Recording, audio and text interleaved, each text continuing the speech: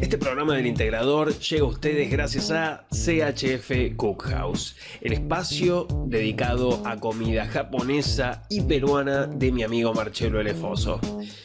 En CHF Cookhouse van a poder encontrar desde workshops para crear su propia comida durante toda la semana, como también excelentes cenas a puertas cerradas que pueden buquear a través de la página de Facebook de CHF Cookhouse o bien desde CookUp. No tienen más que chequear los reviews y las recomendaciones que hace la gente ahí para darse cuenta del nivel de excelencia que tiene. Señor Pempek, Eduardo Amadeo, gracias por venir, realmente. Me faltaba alguien del ámbito de las finanzas más profundas, de los emprendimientos y las finanzas, por decirlo de alguna manera. Así que tu presencia es excelente para esto. Si querés contar brevemente qué es lo que haces para la gente que no te conoce. Bueno, ¿qué hago? Tengo una empresa, fundé una empresa hace un tiempo y soy socio de una empresa que se dedica a hacer inversiones de capital de riesgo. Invertimos en startups en toda América Latina. Básicamente es lo que hacemos. ¿Cómo lo hacemos? Por un lado, conseguimos financiamiento público en distintos países y a eso le sumamos plata de, en general, gente que viene del mundo emprendedor, que quiere apoyar a emprendedores. ¿Los conocidos como Angel Investors o están en otro tipo de ronda? A mí me gusta llamar, sí, son Angel Investors frustrados en general. Explico por qué, porque un poco es la idea. El Angel Investor es un tipo que, como dice la palabra, casi como que de onda invierte en gente porque le cae bien. Pero el problema que tiene el inversor ángel es que pone una cantidad de plata que si te va bien y vos le decís, bueno, ahora quiero volver a poner plata, quiero que necesito más plata para seguir creciendo, el tipo va a decir, no, es mucha, ya no tengo más. Y por el otro lado, si te va mal, el tipo te va a empezar a llamar por teléfono para que se la devuelvas, a ver qué pasó. Entonces, porque a él le impacta negativamente fuerte esa plata, no tenía pensado perderla, digamos. Entonces al emprendedor le huye. Eso no es medio, a ver, no es como un rookie, no es muy newbie, por decirlo de alguna manera, porque... Pero el inversor ángel en general del 100% de los emprendedores, de los inversores ángeles, el 90% son gente que lo hace para meterse en el tema, porque le gusta. O sea que no son emprendedores que ya hicieron su proyecto y así todo esperan cobrar cuando fundió la empresa. O sea, estás liquidando y quieren... Bueno, pero sí. Te van a venir a pedir la quiebra, decís. No, por suerte no. Pero lo que digo es, lo que siento es que entonces, quiero terminar el concepto. Entonces, Perdón. El inversor ángel pasa eso. Entonces lo que nosotros le ofrecemos a la gente es decir, en vez de poner la plata directamente en una empresita y nunca más te van a dar pelota, metela en nuestra empresa, que nosotros vamos a invertir en muchas empresas, que vamos a poder tener apalancamiento público, vamos a tener un equipo que va a acompañar a los emprendedores y además te ofrecemos que si querés ser director, apoyar, ser mentor de emprendedores, lo hagas. O sea, eso lo haces. Entonces, como todo lo bueno sin la parte mala. Como un soporte institucional para tu Angel Investing. Exactamente, Claro. Angel Investing, por eso. Claro, Angel. Y entonces, en general, trabajamos bajo esa metodología que por ahora va funcionando. Por ahora hace 3 y monedas. Hace 3 años la fundamos, pero invertimos hace 1 año y medio, más o menos. Hace 1 año y medio. No es fácil empezar. ¿Qué pasó en el medio? O sea, ¿qué se hace en una empresa de estas Se llama características? fundraising, conseguir plata. O sea, hay que levantar plata para... O sea, levantar plata para poder invertirla. Eso. Y eso tardó 2 años. 1 año y medio. ¿De dónde consiguieron? ¿Se puede saber? Sí, en general de vuelta de gobierno de Chile. Pero que Corfo va y te pone plata directo. Sí, conseguís un crédito. De INADEM, que es en México, conseguís un subsidio. De Colombia, que se llama Impulsa, conseguís otro subsidio. Sí, pero más o menos tardamos eso, entre que empezamos con la idea a poder empezar a invertir. Hay mucho institucional y después, bueno, sumar a la gente, que la gente no se te baje, mantener los compromisos. Hay mucho inversión en lo institucional para tener algo confiable, qué sé yo. Sí, obviamente me imagino que el hecho de tener digamos, fondos estatales, por decirlo de alguna manera, eso te suma un montón de, o sea, confianza de posibles inversores nuevos. Sí. Se supone que te hacen un due diligence, que se fijan, digamos, qué van a hacer ustedes. ¿Con quiénes estás trabajando hoy en día en el día a día de la empresa? Me refiero a tus socios, sí, etcétera, el equipo, cómo está formado. Nosotros somos varios socios. Somos 2 socios argentinos, 2 socios chilenos, un socio mexicano, 4 socios brasileños que funcionan como uno, y tenemos un socio inversor colombiano que nos apoya también. La realidad es que por eso trabajamos muy a la distancia, usando Skype constantemente, viajamos mucho, y tratamos de confiar bastante en el otro, porque de vuelta, al socio mexicano yo lo veo 4 veces por año, entonces tengo que confiar mucho en lo que hace. Mis socios chilenos, bueno, los veo 2 veces por mes, pero la realidad es que tenemos que confiarnos mucho entre nosotros, porque es a la distancia, digamos. Totalmente. ¿Cómo fue, digamos, la idea de armarlo? O sea, ¿partió de una necesidad interna tuya de decir, bueno, me quiero dedicar a esto? Porque vos ya venís desde el año 2000, ¿no? O sea, en Haití, por decirlo de alguna manera. O sea, no, a ver, te cuento un poco por qué yo llego a esto. Yo empecé mi carrera profesional como funcionario público. ¿En qué área estabas? En Cancillería, en el área de Economía Internacional de la Cancillería. De ahí me fui, y mi vida profesional como funcionario público estaba asignada por cambios de gobierno. Cada vez que cambiaba un gobierno, que un poco era lo que hablabas el otro día con Yamil Santoro, me rajaban. Y no era precisamente porque no hiciera bien las cosas, sino porque te rajaban, porque sí. O sea, era un porque sí. Tocaba. Necesitamos esta oficina. Bueno, andate. Entonces trabajé en Cancillería. Cuando vino de la Rúa me fui. Después trabajé en distintas cosas, bastante como emprendedor. Y en el año 2003, cuando entré de la Rúa y entre Dualde y Kirchner en algún momento de por ahí, me llaman para trabajar en Cepime, y ahí empiezo a trabajar con emprendedores en Cepime. Y había sido mi ex jefe que trabajaba conmigo en Cancillería. Después de ahí nos vamos al gobierno de la ciudad, y en el gobierno de la ciudad, en la época de Ibarra, había una idea de trabajar con emprendedores. Empezamos a pensar ideas, y ahí se nos ocurrió de una manera bastante arriesgada, te diría, armar Buenos Aires Emprende, que es el programa que de hecho hoy sigue con ese mismo nombre del gobierno de la ciudad de apoyo a emprendedores. Y la verdad que lo que nos pasó en Buenos Aires Emprende fue que nos fue increíblemente bien, pero justamente fue la época en que Ibarra lo echan por Cromañón. Justo ahí empezó. Sí, y a nosotros nos rajan de vuelta. Pero yo me quedé con mucha bronca, porque si algo creí que había hecho bien en mi vida, había sido eso. Yo lo lideré y me salió muy bien. Y dije, la verdad, si yo estoy haciendo algo, me sale muy bien y me echan, acá no es un lugar para trabajar. O sea, y de ahí decidí nunca más volver a trabajar en el Estado. Pero quería trabajar con emprendedores. Me fui a una ONG a seguir trabajando con emprendedores, que se llama Fundes. Y ahí estuve varios años, y de vuelta sentí que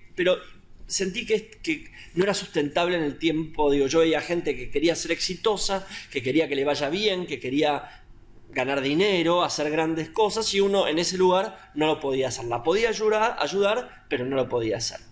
Entonces empecé durante algunos años a tratar de encontrar de qué manera poder trabajar con emprendedores, pero al mismo tiempo yo tener una empresa exitosa al respecto. Claro. Y ahí fue que un día una amiga mía me invitó a pensar la posibilidad de armar un fondo, y desde ahí empezamos a trabajar en ese sentido. Porque entendí que tal vez una compañía de capital de riesgo era algo que podía juntar, trabajar con emprendedores y hacerme rico. Llámalo de alguna manera. Claro. Todavía no pasó, pero la idea, pero vamos en camino, digamos.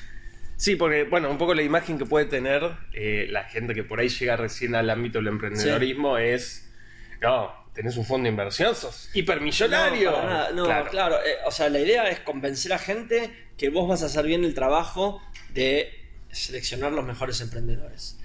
hay todo un perfil y que es importante cultivarlo no voy a decir de opulencia, pero sí de capacidad que uno tiene para... a ver, no podés mostrarte como un tipo que le ha ido mal en la vida, no podés mostrar un tipo que no sabe tomar decisiones económicas racionales, o sea, tenés que mostrarte, de hecho, uno cuando mira los fund managers de América Latina y del mundo, no del mundo, pero de América Latina, la mayoría son ex emprendedores exitosos. De hecho, mis socios, algunos de ellos son ex emprendedores exitosos. Entonces nos compatibilizamos, complementamos. Claro, por ahí es complementario. yo soy un poco más analítico, tengo un perfil un poco más de consultoría analítico, y otros vienen del lado del emprendedor que hizo bien las cosas y que da cierta confianza a los inversionistas. Vos sabés que uno de los temas que me quedó, el otro día estuvimos hablando en la experiencia Endeavor, y me quedó mucho el tema que hablábamos de cómo es el tema de los emprendedores y sus egos, Sí. que me parece que es un tema que como del que no hay, o sea, hay 1000 eventos de cómo ir a pedirle plata a X, pero no hay ninguno que te ponga como de cara a la humildad, por decirlo de alguna manera. Está bueno. En su momento yo hice un evento que se llamaba Mi Mejor Error, Sí. que bueno, después igual te voy a hacer esa pregunta, así que ya tenelo en cuenta. Sí. Pero en ese evento justamente lo que trataba era demostrar cómo a gente que de pronto vos lo ves totalmente exitoso, como invulnerable, por decirlo de alguna manera, cómo fue cuando le fue mal en serio y cómo hizo para no solamente salir de la situación, sino aprender de eso, ¿no? Vos ¿cómo ves en ese sentido? Vos trabajás con muchos emprendedores y trabajaste con muchos emprendedores. ¿Hay una marca como registrada del tema del ego en los emprendedores? ¿O cómo lo ves? ¿O ves un cambio? Mira, a ver, lo voy a separar por dos lados. No soy psicólogo ni muchísimo menos, entonces me puedo Pero un poco equivocar. sos como coach. Sí, pero digo, me puedo equivocar en cuanto a la clasificación de las personas, eso quiero decir. Ok, no es clínica, digamos. Claro, no es clínica, a eso voy. Entonces puedo equivocarme de ese lado. Dale. Sí creo que uno para ser emprendedor tiene que ser muy optimista y tiene que creer mucho en uno mismo. O sea, es más, yo tengo una frasecita que digo que el emprendedor es un optimista patológico. O sea, sufre la enfermedad del optimismo. Entonces ahí es donde digo, bueno, uno tiene que tener un poco de esa locura optimista de que yo puedo hacer cualquier cosa o puedo hacer mucho más de lo que se tenía pensado de mí. Y eso a veces es compatible con la idea de un ego muy grande. La realidad es que y uno ve gente con muchísimo ego, pero yo creo que uno tiene que, si uno lo sabe dominar, no hay un problema en este sentido, o realmente no juega en contra. El problema es cuando eso juega en contra. A mí otra cosa que me gusta mucho comentar es que para mí el mejor emprendedor es el tipo que se puede poner en los zapatos de cualquiera de las personas que están alrededor suyo. O sea, su cliente, su proveedor, sus empleados, sus socios, sus inversores. O sea, empatía, decís. Empatía, sí, empatía, pero además cuando digo ponerse en los zapatos significa entender y saber cómo hacer para agregarle valor a todas esas personas que tiene alrededor, porque a veces yo te puedo entender y me quedé ahí. Ahora digo, ¿cómo te agrego valor? ¿Cómo hago que vos te sientas que yo te soy valioso? Entonces digo, vos podés tener un ego enorme y podés creer que sos el número uno, pero por el otro lado tenés que poder agregarle valor a todos los demás. Y podría ser medio incompatible esas dos cosas, ¿no? Sí, puede serlo. Pero la realidad es que vos encontrás gente que le funciona. Digamos, a mí me ha pasado... A ver, yo soy un tipo en algunas cosas bastante inseguro, y a veces cuando hay tipos que vienen por ahí con muchos logros, digo, bueno, a ver, ¿qué onda ese tipo?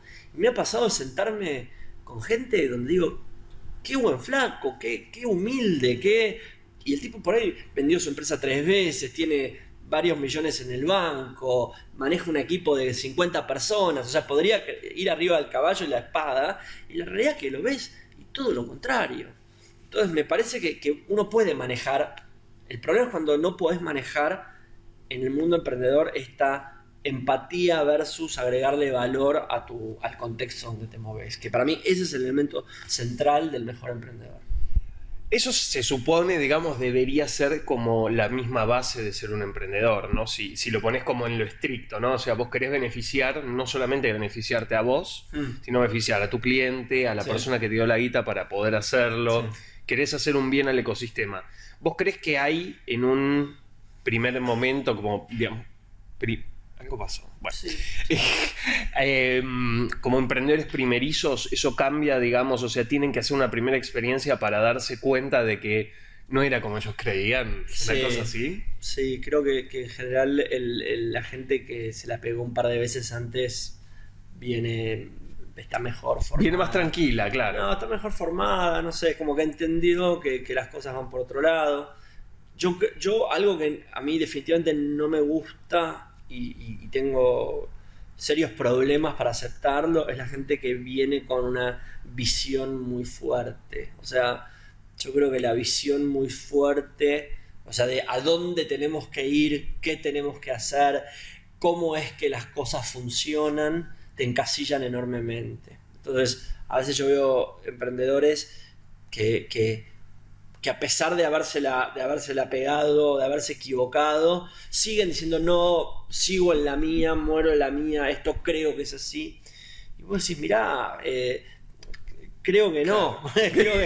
Creo que hay una pared. Hay unos números que muestran que no. Digo, confiemos un poco en las métricas cuando mostremos que esto no funciona de esta manera en el cliente, en el empleado.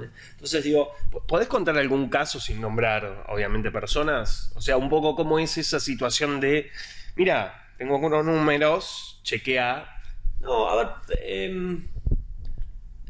me cuesta mucho no nombrar casos si no tengo ganas, porque por ahí son cosas que uno los tiene cerca y no me sirven. Pero digo, yo creo que de vuelta uno tiene que entender que ser emprendedor también significa entender qué son señales y qué es ruido. Qué es lo que te agrega valor, qué es lo que agregas valor y qué es lo que no. Entonces a veces uno ve muchas señales, es como el cuento del jugador de fútbol y que son todos sus amigos, los amigos del campeón, cuando uno agarra toda la gente y dice, qué bueno lo tuyo, qué genial.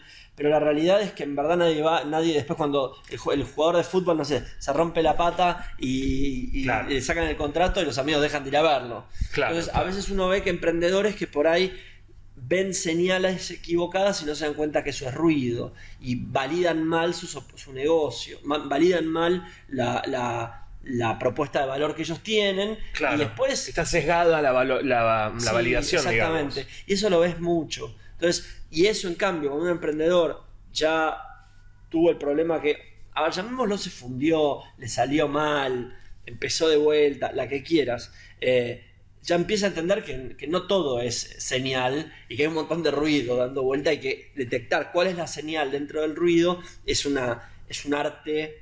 Es un arte, totalmente. Sí. ¿Qué usan para hacer ese tipo de analíticas ustedes? O sea, ¿cómo analizás el mercado? No sé. O sea, ¿cuáles son esos números de los que hablabas? No, la realidad es que de vuelta es un arte. No tengo. Para mí, yo veo que en general requiere mucho prueba y error, muy rápida. Requiere. De vuelta, ¿qué herramientas? Depende. Hay miles de herramientas distintas y no tienen nada que ver con nombrar una. Digamos, Analytics, Google Analytics puede servir o puede no servir, lo mismo que cualquiera otras que andan dando vuelta en el mercado. Sí digo, la importancia es que el emprendedor trabaje sobre prestarle mucha atención a eso y tratar de probar todo el tiempo y de detectar dónde están las cosas y no encasillarse en su visión. Claro, o sea, no perder la flexibilidad que necesitas para poder pivotear el modelo en cualquier momento. Y eso no es malo. O sea, eso no es malo. Mientras uno... Hay gente que lo considera malo. O sea, a veces que pivotear es malo. No, lo que yo creo que hay gente que lo considera que es un panquequeo, digamos, que anda dando vueltas todo el tiempo buscando cuál es. Digo, a mí no... Y eso creo que uno tiene que entender que debe funcionar. Creo que uno tiene que tener un norte en cuanto a esto de agregar valores, cómo yo hago, qué cosas hago yo bien que la gente puede comprar, digamos, qué cosas hago bien que la gente puede encontrarle algo bueno a eso. Pero de vuelta, por ejemplo, ¿cuál es esa gente? ¿Cómo le llego? ¿Cómo le cobro? todas esas cosas pueden modificarse en el tiempo.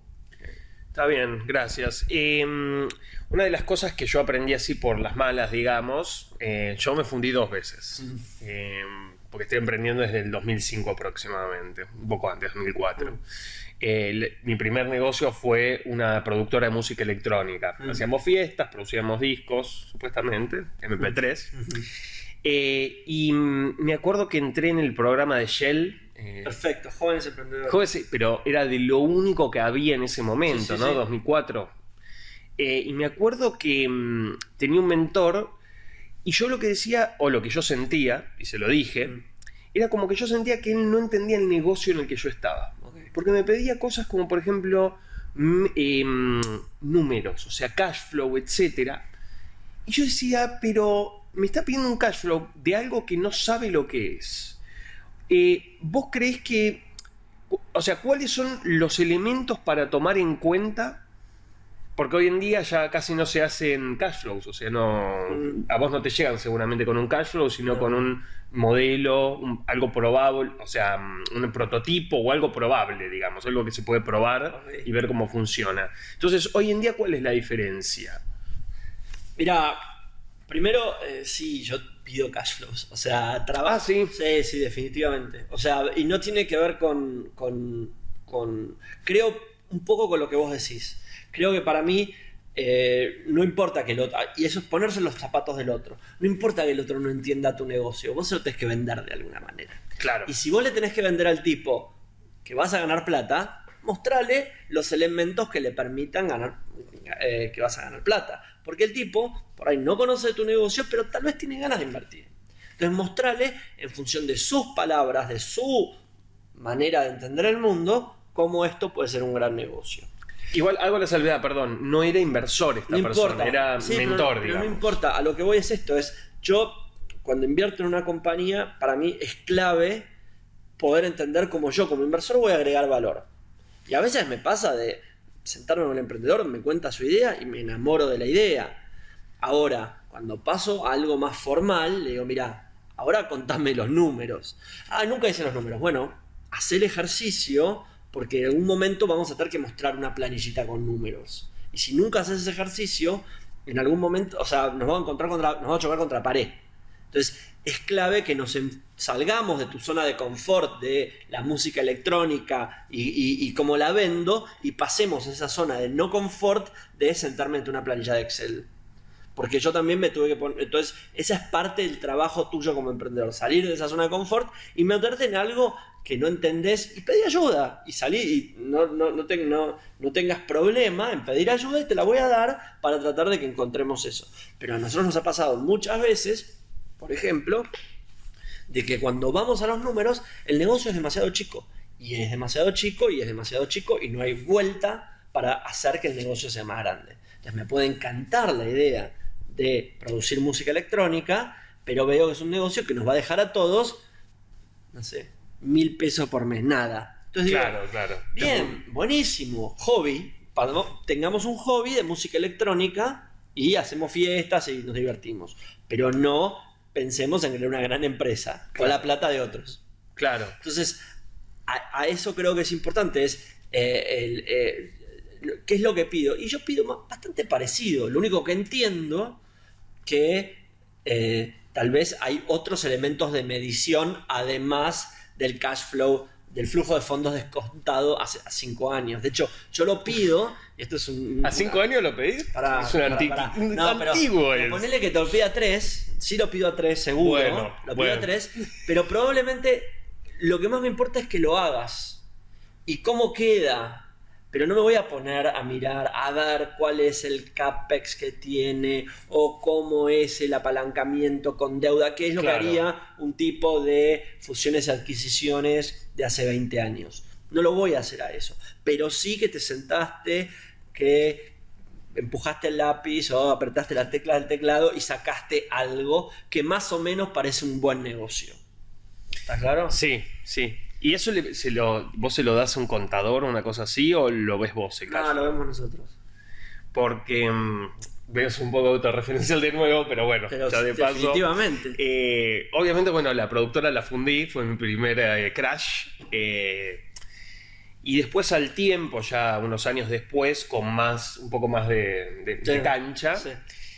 me puse a evaluar los negocios que había en el momento y descubrí lo que sería hoy en día Pronto Wash, ¿te acordás? Perfecto. Bien. El tema es que yo dije, ¿cómo no hay esto en las cocheras de Puerto Madero, en los countries? ¿Cómo no hay un carrito? Sí.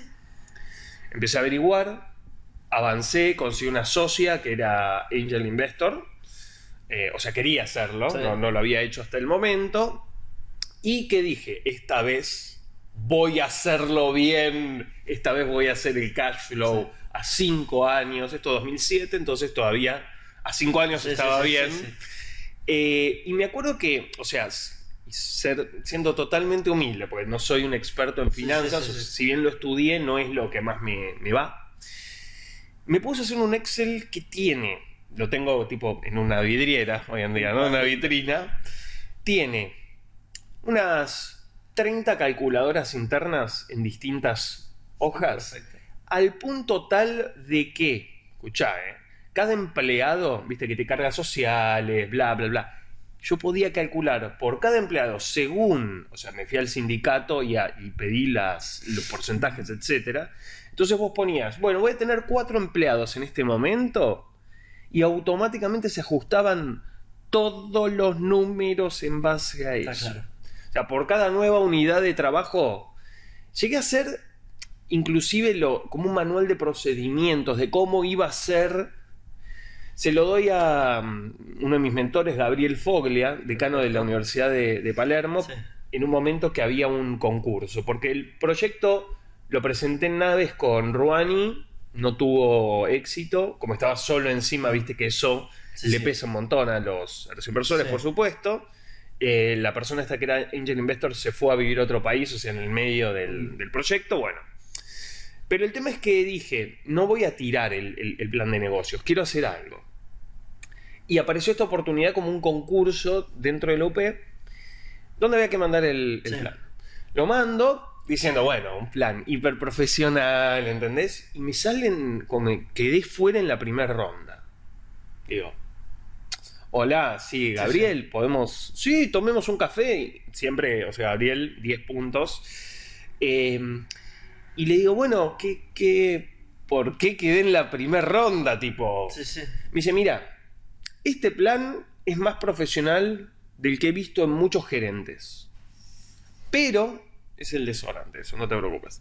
Pero, este negocio, yo ya lo hice y no funciona. A lo que voy con esto es, yo hice todo ese trabajo, digamos, arduo de sentarme, investigar, ir a los countries, todo. O sea, hice todo. Sí. Y llegado el momento de la práctica, hubiera fundido a los días, digamos. O sea, al año hubiera estado fuera de negocio.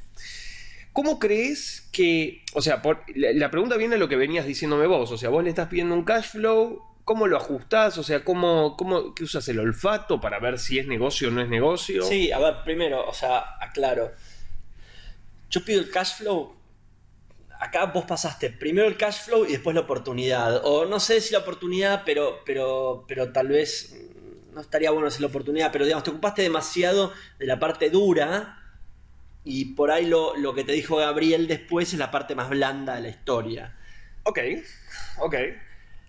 Nosotros hacemos justamente lo contrario. Yo primero miro lo blando. Y si lo blando creo que funciona, digamos, probémoslo con lo duro. Lo duro es lo último. Y te diría que en muchos casos lo duro es más la materia de discusión que lo blando. A ver si te aclaro. A ver. Yo con mis socios miramos una oportunidad, nos gusta. Viene alguien y nos cuenta una historia.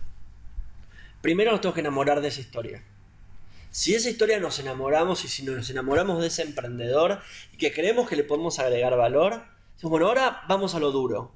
A ver si lo duro valida, acompaña a lo blando. Ahora, si alguien viene con algo duro que nos parece que no va, ni siquiera nos gastamos. Ni pasan, claro, ni pasan. Entonces, yo el trabajo de hacer sentar al emprendedor a hacer números, lo hago una vez que hayamos validado de una manera bastante fuerte entre los socios que la oportunidad existe y que el emprendedor puede hacerla. Después, como te digo, pasamos a esa parte más hard que tiene que ver con entender si es un gran negocio o no tan negocio, y donde por ahí lo que encontraríamos ahí serían qué variables son las que hay que prestar la atención, cuáles no, si tal número, si tal cosa puede, o sea, de vuelta, qué variables son las más duras o las más peligrosas o no tan peligrosas. Ahora, Claro. primero está si me enamoro o no me enamoro de eso. Y enamorarme me pasa la grande de Gabriel Foglia. Vos me contabas la idea esa y yo te puedo contar la de uno de mis mejores amigos que estuvo Dale. el cuento es, uno de mis mejores amigos estuvo 2 años queriendo hacer lo que vos me contás y nunca lo terminó de hacer y se gastó un montón de plata y nunca lo logró. Y digo, ¿por qué? Ni idea. O sea, no sé por qué, pero me acuerdo. En countries también. No, en estacionamientos y en shoppings, me acuerdo. Antes de que había una empresa que después lo armó en shoppings. Pronto Wash lo tiene en shoppings. Pero él lo hacía en estacionamientos, me acuerdo. Y algunos shoppings también tenía medio que faltaba Pronto Wash, el IVA. Esto fue antes de Pronto Wash igual. Pero me acuerdo como que no anduvo y no anduvo y no anduvo y no anduvo. Y bueno, entonces digo, sería mi primer filtro sería ese, digamos, que es el mismo que tuvo Gabriel Foglia, digamos. Claro. Y la realidad es esta, cuando nosotros, y es más, cuando yo veo a mí viene un emprendedor y me manda un Excel, me genera un negativo, una ¿Suspicacias? no suspicacia, pero sí una impresión negativa bastante fuerte inicial. Primero porque primero hice los números y después me puse a hacer algo. ¿Por qué no te pusiste a hacer algo y después te pusiste a hacer los números? Punto número 1. Punto número 2, me querés vender con números una oportunidad que por ahí no está tan buena. Entonces, Claro. la verdad es que yo prefiero mucho más ver la oportunidad, como entender la necesidad que tiene un mercado y la capacidad que tengo yo de suplirla, antes de que me muestres unos números geniales a tantos años, pero la realidad es que por ahí no hay una oportunidad ahí adentro. A ver, genial. ¿Cómo identificás una oportunidad en un mercado? Me imagino que hay cosas obvias, vamos a ponerlo así, pero ¿cuál es el speech que te seduce en ese sentido? Porque que yo venga con un análisis tipo de, no sé, KPMG, saco un informe, me fijo los números y tengo con eso es suficiente? ¿O qué esperás, digamos? No, en general está muy ligado al hacer. A mí me gustan mucho los emprendedores que vienen del palo de donde está hecha de donde la oportunidad, o sea, el tipo que la descubrió haciéndola y no el tipo que la descubrió porque vio que en Estados Unidos tal empresa ganó, tal startup ganó la competición de TechCrunch Disrupt, digamos. Claro, en vez de un copycat, lo que estás esperando es que venga un tipo que ya está en el trade, en el palo, y decir, mira, yo, no sé, trabajaba en una cocina y cortando me di cuenta de tal necesidad. Tal cosa. Sí, en general, de vuelta, puede ser un copycat, no hay problema, pero me divierte más o me entusiasma más siempre el tipo que viene del trade. Exactamente, es un punto muy importante. Es muy importante, ahora lo que lo estoy relacionando es extra importante. El segundo punto que a mí me parece importante es que haya probado de alguna manera y que permita esa prueba te demuestre de que lo haya probado y que haya convencido a gente de que lo que está haciendo está bueno. ¿Probado cómo sería? ¿Con una encuesta? ¿Qué piden? No, puede ser un pequeño que esté brindando el servicio a baja escala. Imagínate un tipo que viene y te dice, vamos a poner un ejemplo, un tipo dice, quiero poner un restaurante. Pues mira, estoy en Cook y tengo todos los viernes y los sábados lleno mi casa de gente que viene a comer a mi casa. Pero tal vez quiero empezar a cobrar más caro y quiero además abrir 2 sucursales. Bueno, está bien, en Cook tenés gente que viene a tu casa a comer, ya estás probando de que hay un mercado, hay una demanda. Que lo haces bien. Lo haces bien. Claro, porque llegan. O sea, todo ese tipo de cosas funcionan y creo que valen la pena. El tercer elemento, y además que no solo haya convencido a clientes, sino que haya convencido a pares. Entonces, a veces viene un emprendedor y esto como dijiste, yo fui solo. Entonces muchos emprendedores vienen y dicen, no, porque yo estoy solo en esta. Entonces digo, no, pero mi pregunta es otra, no es, no. Mi pregunta es, y no convenciste a nadie, ningún amigo, ningún conocido de que se suba a tu empresa, a tu empresa Proyecto, como a tu proyecto, sí. Entonces digo, eso es, digamos, parte de ser emprendedor implica convencer a algún otro que anda dando vuelta que lo tuyo es una oportunidad genial. Digo, esa es una parte de ser emprendedor, no creer que solo puedo hacerlo. Tal vez, porque ahí armás el equipo aparte, esa es la forma de armar un equipo. Armar el equipo es eso también. Entonces, de vuelta, no me importa a mí tener el mejor equipo, el peor equipo. Que esté el equipo. Que el equipo esté, claro, exactamente. Después vemos si es bueno o es malo. Claro. Después hay un punto que ya empezamos a hablar de números. Hay dos numeritos que a mí me gustan mucho remarcar y que creo que son los que más mencionamos con los emprendedores, y creo que ya es un poquito más sofisticado, pero no tanto. El primero es cuánto me cuesta conseguir cada cliente, el famoso costo de adquisición de cliente. Sí, muy importante. Que para mí es clave y a veces uno lo toma como banal. Y banal, por ejemplo, mirá todos los clientes que tengo sin haber hecho nada de marketing. Frase típica de un pibe que me viene a mostrar un proyecto. Entonces, ¿cómo puedo saber entonces cuándo te va a costar? Cuando te cueste. ¿Cuánto te va a costar? Ah, no sé, bueno, en algún momento me va a pasar. Bueno, pero está bueno empezar a probar a ver cuánto me cuesta. Porque si creo que me cuesta gratis, en el largo plazo no me va a costar gratis. Me va a costar algo. Entonces tengo que saber cuánto. Entonces uno tendría que forzar situaciones o dedicarse a hacer metodologías para tratar de medir eso. La segunda cosa es lo que se llama el lifetime value del cliente. O sea, ¿cuánto me deja cada cliente? ¿Y por cuánto tiempo va a estar? Eso, ¿por cuánto tiempo? ¿Cuánto me va a dejar en el largo plazo? Claro, exactamente, digamos, a eso implica el ticket promedio, la repetición. Depende del negocio, es distinto. Pero lo que importa es empezar a entender eso. ¿Cuánto me deja ese tipo? No, vendo publicidad. Bueno, a ver, ¿vendés publicidad? ¿Cuántas veces entra a tu página el usuario a lo largo del tiempo? Y podés saber cuánta plata te deja en publicidad cada usuario nuevo. Pero es importante empezar a meter esos 2 o 3 conceptos que te empiezan a entender qué tipo de negocio tenés. Claro. Y creo que lo que digo es bastante sofisticado desde el punto de vista de que hay un montón de emprendedores que no lo hacen, Claro. pero tampoco es tan difícil. Entonces, no, de hecho son de las más, como métricas son de las más fáciles de... Sí, pero te aseguro que yo tengo mucha gente a las cuales le cuesta enormemente sacar eso. Enormemente. Es como, no entienden. Pero lo digo bien. ¿Se caprichan o es que en serio no tienen es que skill? Primero, por ejemplo,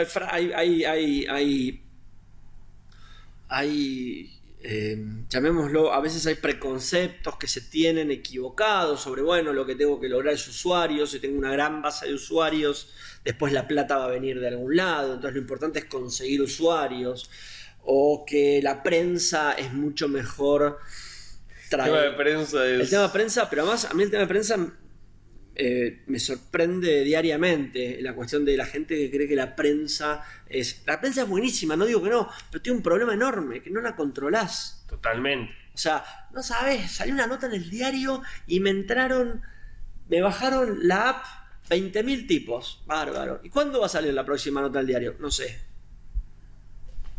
Digo, dejás de ser interesante para la prensa y pasás entonces terminás siendo como las chicas de Gran Hermano que te tenés que poner en bolas. O sea, al día siguiente entrar a la casa, claro, tenés que estar fifando algo tenés porque que hacer. Si no, nadie te da pelota. Si no, nadie sabe quién sos. A los 2 días nadie sabe quién sos. Me gustó aparte la analogía, ¿no? Entre tipo hacer publicidad, claro, exactamente. Es prostituirse de alguna manera. La primera vez no te vas a prostituir, pero la tercera te aseguro que sí. Claro. Ese es el tema. Entonces, o sos un genio. Si sos un genio, tal vez tengas prensa, pero otra cosa importante es no creer que nadie es genio. O sea, porque si todos creen, ahí volvemos a los egos. Claro. Entonces digo, como la idea es no tener ego, porque no sabes qué va a pasar mañana, entonces trata de pensar en esto metodológicamente, cómo adquiero usuarios y cuánto me sale cada usuario.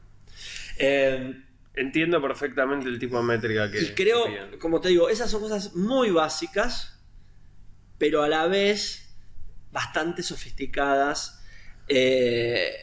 y hay un punto interesante que es, también depende un poco del ecosistema. O sea, acá en Buenos Aires tenemos un ecosistema, por suerte, que nos permite saber que eso existe y lo escuchamos y lo vemos y se habla. Pero vos vas a otros ecosistemas donde eso no existe. Eso sería el ecosistema. ¿Qué es lo que no existe? Claro, el ecosistema es demasiado verde, Claro. entonces esos temas son de una elite y no son temas de normales que puede hablar. Una elite en el mundo emprendedor, aclaro, no es una elite. O sea que ni siquiera los emprendedores saben que tienen que hacer esto, eso me querés decir. Claro, los emprendedores creen que es otro tipo, se hace de otra manera. ¿Cómo creen? ¿Hay algo que vos hayas visto como una Prensa. ilusión? Por ejemplo. Todo se soluciona con prensa. Todo no, pero una parte sustancial. O sea que me imagino que entonces, si eso es así, vienen con planteos del estilo: no necesitamos plata para hacer prensa. Una cosa así. No, planteos, necesitamos plata para hacer prensa. Por eso, ¿Sí? ese es el planteo. Sí. Claro. Y es como es un poco naif, ¿no? O sea, Pero tiene que ver con que es un ecosistema menos desarrollado. ¿vos crees que, digamos, Argentina y Chile están a la cabeza con No. Brasil? No. No, Argentina y Brasil. ¿Chile no? No, por esto mismo. Mirá vos. Sí. En Chile, Colombia, Perú. Bueno, Perú sabemos que está empezando Sí, ahora, sí, ¿no? sí, O sea, pero es digo, como por de eso. los últimos. Tal vez, a ver, probablemente en México uno vea más cosas. Yo no conozco tanto México como para contarlo, pero yo veo la diferencia entre Argentina y Brasil comparado con el resto de América Latina en términos de el grado de sofisticación del ecosistema es muy fuerte. Y te pasa este tipo de planteos. O sea, acá un emprendedor argentino no te vendría nunca a decir esto de la prensa o de contenidos y demás, y en Chile o en Colombia lo escuchás como todos los días. Claro, es un blocker directo, ahí ya lo mirás y le decís, bueno, no, pasá por la no, incubadora. lo más mínimo, no, para nada. O sea, es bueno, ¿cómo trabajamos esto? ¿Cómo encontramos gente que pueda mejorar? ¿Cómo proveer servicios de mejor manera para que esto se entienda, para que esto se trabaje? No, para nada. De vuelta, no es un tema de rechazo, no. Es un tema de, bueno, ¿cómo hago para trabajar bajo esto?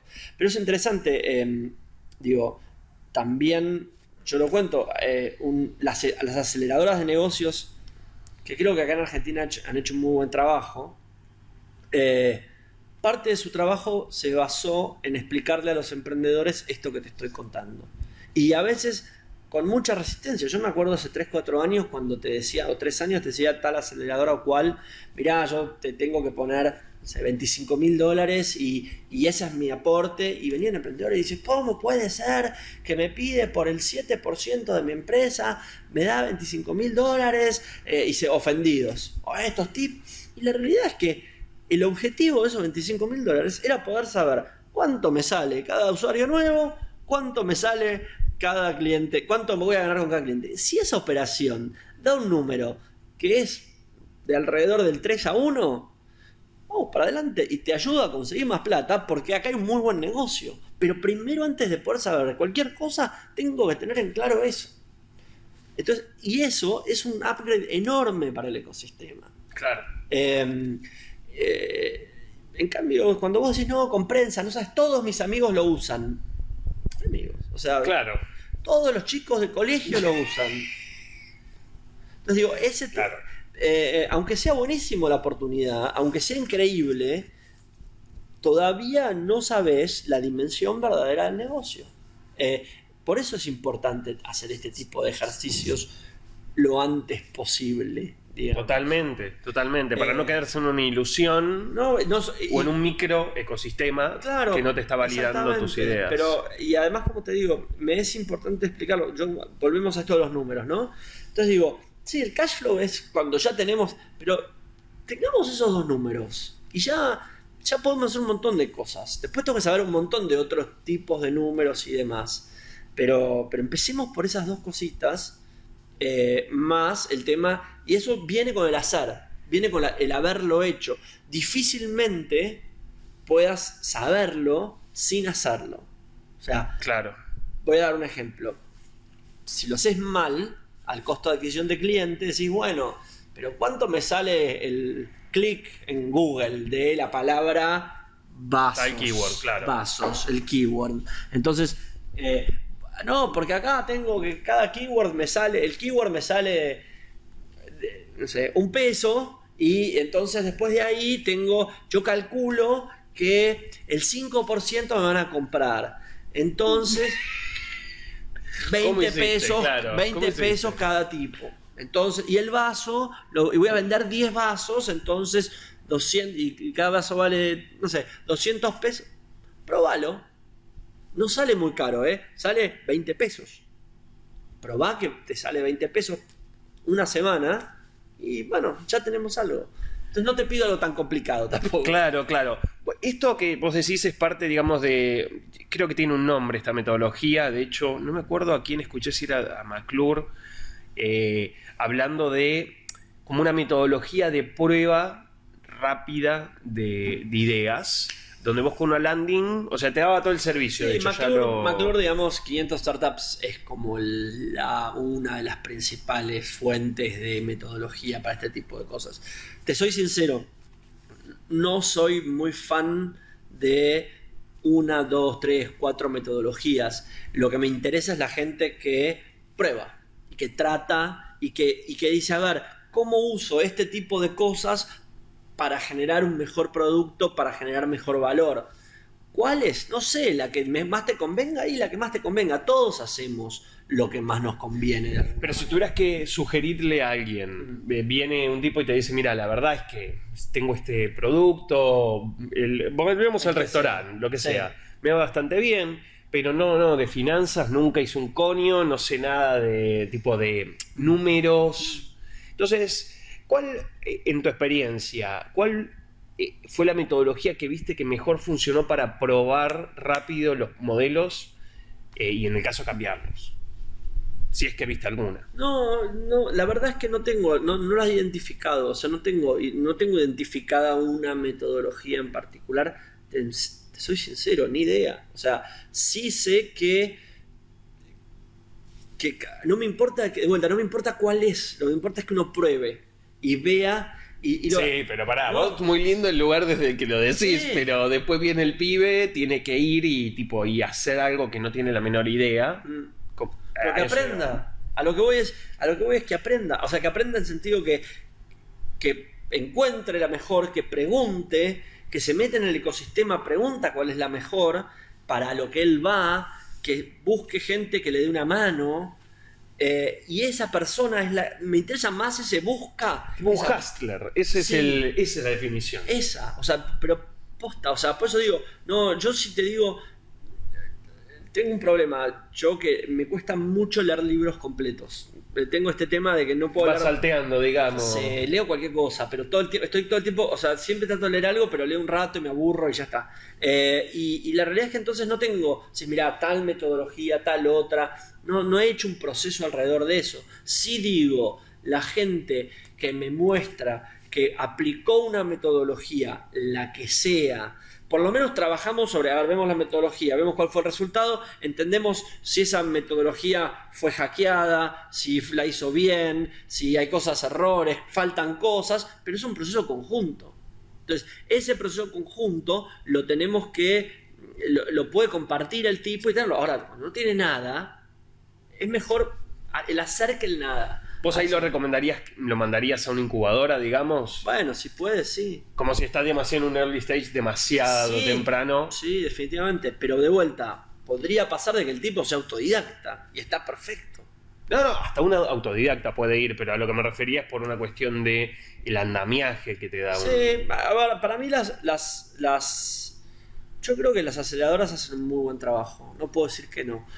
Pero te puedo contar de un montón de casos en los cuales no pasaron por una aceleradora y que también son buenísimos. Entonces realmente no tengo una... No quiero decirle a ningún emprendedor, mira, anda a una aceleradora. La realidad es que nosotros tratamos de caso por caso, si vale la pena le decimos anda a una aceleradora, si vale la pena le decimos que no. Algo que creo que te contaba el otro día.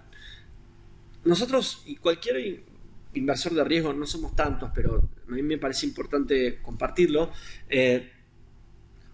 A ver, nosotros, para que tengas una idea, yo calculo el año pasado nosotros entre México, Colombia, Chile y Argentina habremos visto unos 1.200 proyectos. Ponele. De mi lado son 800, eso lo tengo claro. ¿Vos viste 800 proyectos en un año? ¿Eso Sí, me estás diciendo? Sí, más o menos. Ese es el número. Ahora, ahora si lo ponemos en el filtro, entonces vimos 800, ponele, o 1.000 si contamos todos. Invertimos 20. Ahora, ¿qué hacemos con los 980 restantes? Entonces, bueno, uno trata de alguna manera, de la mayor parte posible, agregarles algo de valor.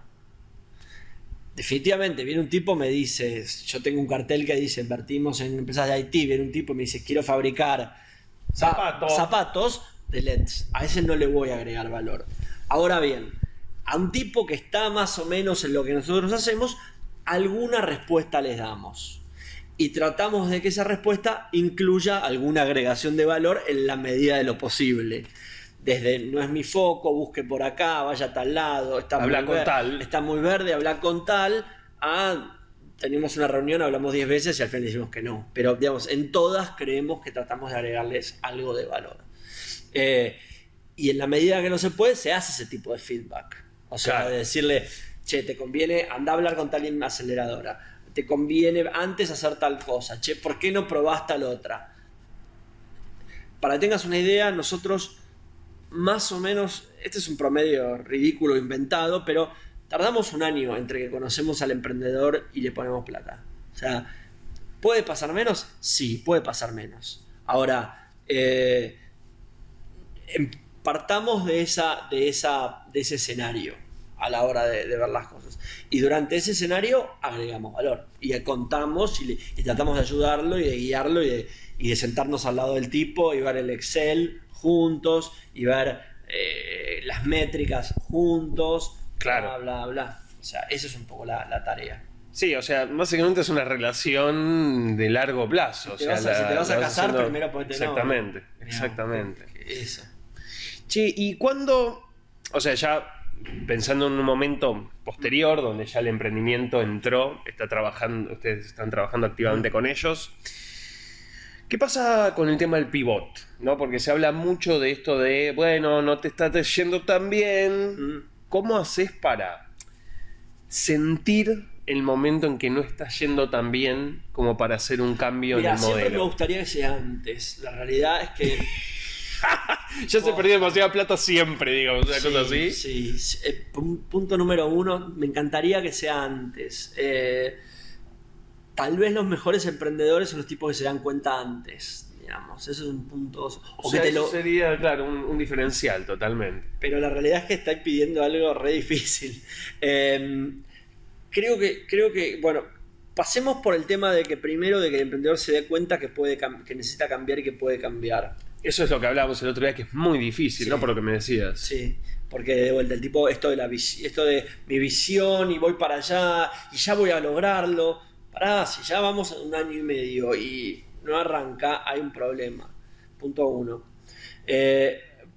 La segunda parte tiene que ver cómo el tipo se rodea de gente... ¿Aplaudidores o no? No, y saquemos a los aplaudidores.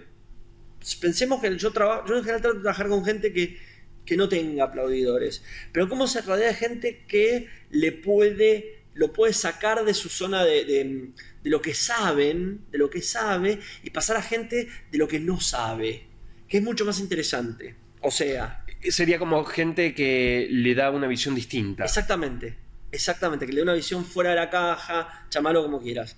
Entonces, a mí me parece clave ese tema, que uno pueda rodearse de gente, porque si vos te rodeas de gente que sabe lo mismo que vos, es como que de vuelta nos golpeamos contra la misma pared 20 veces. Entonces, ahora, si vos tenés gente que te cuenta cosas locas, que te cuenta cosas que no te imaginabas o demás, realmente tenés una posibilidad más fuerte de lograr llegar a cambiar de una manera más interesante.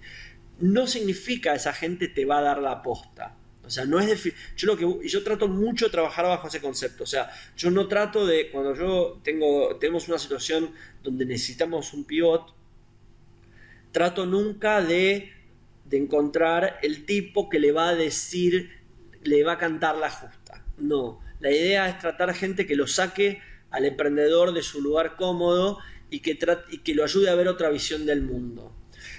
Es un camino un poquito más largo, debo decirlo. Pero también lo que necesito es que el emprendedor se sienta muy confiado con lo que va a hacer. O sea, yo creo que el emprendedor tiene que estar muy confiado, la persona tiene que estar muy confiada de que ese siguiente paso está buenísimo. Inception, creo en el Inception, digamos. Si yo creo en que venga alguien y le va a decir, lo agarre la oreja y le diga, no, ahora tenés que ir para allá, porque el tipo no se la va a creer. Y la realidad es que va a ser a toda medias y no vale. Obviamente uno tiene a veces casos en donde uno lo tiene que agarrar de la oreja o tiene que encontrar a alguien que le diga, mira, anda con tal y dejémonos de joder y ya.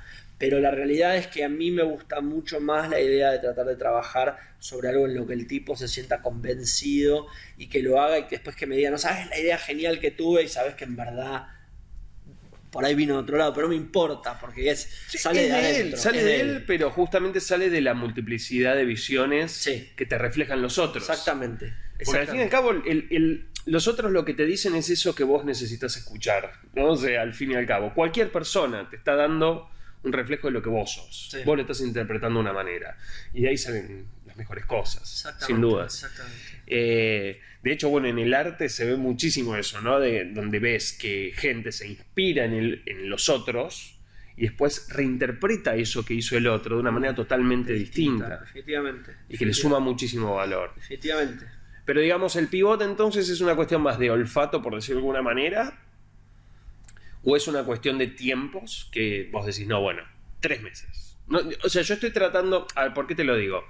Esto fue excelente, Jonathan Baldovino, lo conoces seguramente, yo a Johnny lo conozco hace muchos años, y una vez estaba yo empezando, realmente no me acuerdo qué tipo de consultoría que quería vender, y ponele que pasa un mes, bueno, nos vemos un almuerzo, charlamos, le cuento, al mes siguiente nos volvemos a ver, y me dice, ¿y cómo te está yendo con X? No, bueno, la verdad es que no vendí, habré vendido uno, y me dice, ¿y qué estás esperando para cerrarlo?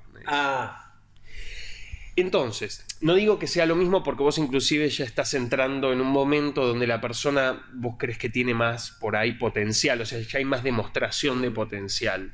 Pero el tema es cuándo decir no, cuándo decir basta, cuándo decir para qué seguir empujando la roca en la pendiente de la montaña, ¿no? Sí. A ver, te digo, mi personalidad es mucho de entender al emprendedor y a veces me cuesta guiarme por otro tipo de cosas, pero trato de romper mi tema de personalidad y pensar en esto. Yo creo realmente que hay una cuestión donde uno tiene que tratar de decir, bueno, a ver, ¿cuándo la métrica no nos está dando más? O sea, ¿cuándo pasa que el número puro y duro nos muestra de que estamos amesetados y que no crecemos y que no crecemos y que no crecemos? Creo que uno tiene que estar todo el tiempo probando cosas nuevas y tratar de lograr que mejorar siempre la métrica. Al fin y al cabo la métrica es la que te dice crezco o no crezco, funciona o no funciona, me aumenta el costo de adquisición, me baja el costo de adquisición. No creo yo en bueno, esperemos un poco más, iteremos sobre lo mismo, es un chiste, o sea, realmente no vale. Ahora, iteremos sobre maneras distintas de probar, y sí, todas las que quieras, o sea, todas las iteraciones, pero siempre que veamos la métrica. El olfato a mí no me convence. La realidad es que el olfato para entender el pivot no es algo que me va. Me parece que te puedes equivocar muchísimo. Ahora, yo tengo, y esto es a título personal, todo es a título personal. Obvio. Pero digo, es un tema creo realmente en que uno se puede guiar. A ver, voy a ponerlo así. Lo que yo estoy diciendo de hoy, mañana por ahí te digo otra cosa. O sea, obvio. Entonces, si yo creo que solo me baso en mis sensaciones de mañana pueden ser distintas. O sea, Puede pasar de que yo te diga, mira, no me gusta el sushi, cosa que es cierta, no me gusta el sushi. Ahora, yo puedo ir a comer a un lugar de sushi increíble y diga, boludo, el mejor sushi, qué bueno que está el sushi. ¿Y cómo? ¿No dijiste no te gustaba? Bueno, no me gustaba el tal marca. Ahora, cuando voy a tal otro, está buenísimo, lo cual es cierto. Entonces no me gusta pensar en que un pivot o que un cambio de rumbo o algo se base en sensaciones. Creo que es necesario tener métricas. Y las métricas, en general, si vos haces siempre lo mismo, la métrica siempre va a salir igual. Difícilmente, por algún arte de magia, si vos agarrás una piedra, le aplicás la misma fuerza, le tirás en la misma dirección, siempre va a caer en el mismo lado. Ahora, si le aplicás distinta dirección, si agarrás una piedra más grande, más chica, la tirás más fuerte, más despacio. Si hay viento. Si hay viento. Sea, pero, digamos, pero a mismas condiciones o a similares condiciones y mismas variables, el resultado va a ser el mismo. Y no tenés que esperar a que te inspires.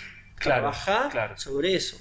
Entonces, la verdad que, y eso es algo muy complejo en términos de cómo lo lográs que el emprendedor se dé cuenta de esto, por su historia de su visión, por su historia de su propio ego, por su historia de la gente con la que trabaja, por su ecosistema, por un montón de cosas. Entonces ahí es donde yo digo, ¿qué es lo que puede hacer uno como mentor de esos emprendedores? Y la realidad es, te muestro un mundo nuevo, te traigo gente que te diga cosas distintas, que te muestre cómo se hacen las cosas y a partir de ahí trabajar.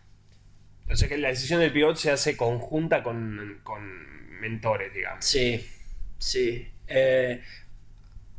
Habría un problema adicional que ahí ya no tengo una respuesta, que si vos tenés la capacidad para agregar valor luego de ese nuevo pivot. ¿Como emprendedor o como, o sea, a qué te referís concretamente? Imagínate esto. Vos fabricás vasos y vos te das cuenta que tus vasos la gente no los compra. O compra un poco, pero cuando querés, no. Entonces te probás distintas cosas y te das cuenta que si haces los vasos, los pintás a los vasos, a la gente le gustan, la gente paga vasos pintados más caro. Claro. Buenísimo. Vamos a hacer vasos pintados. Ahora resulta que vos sos malísimo pintando. Entonces, ¿qué haces? ¿Haces vasos pintados feos que igual la gente no va a comprar?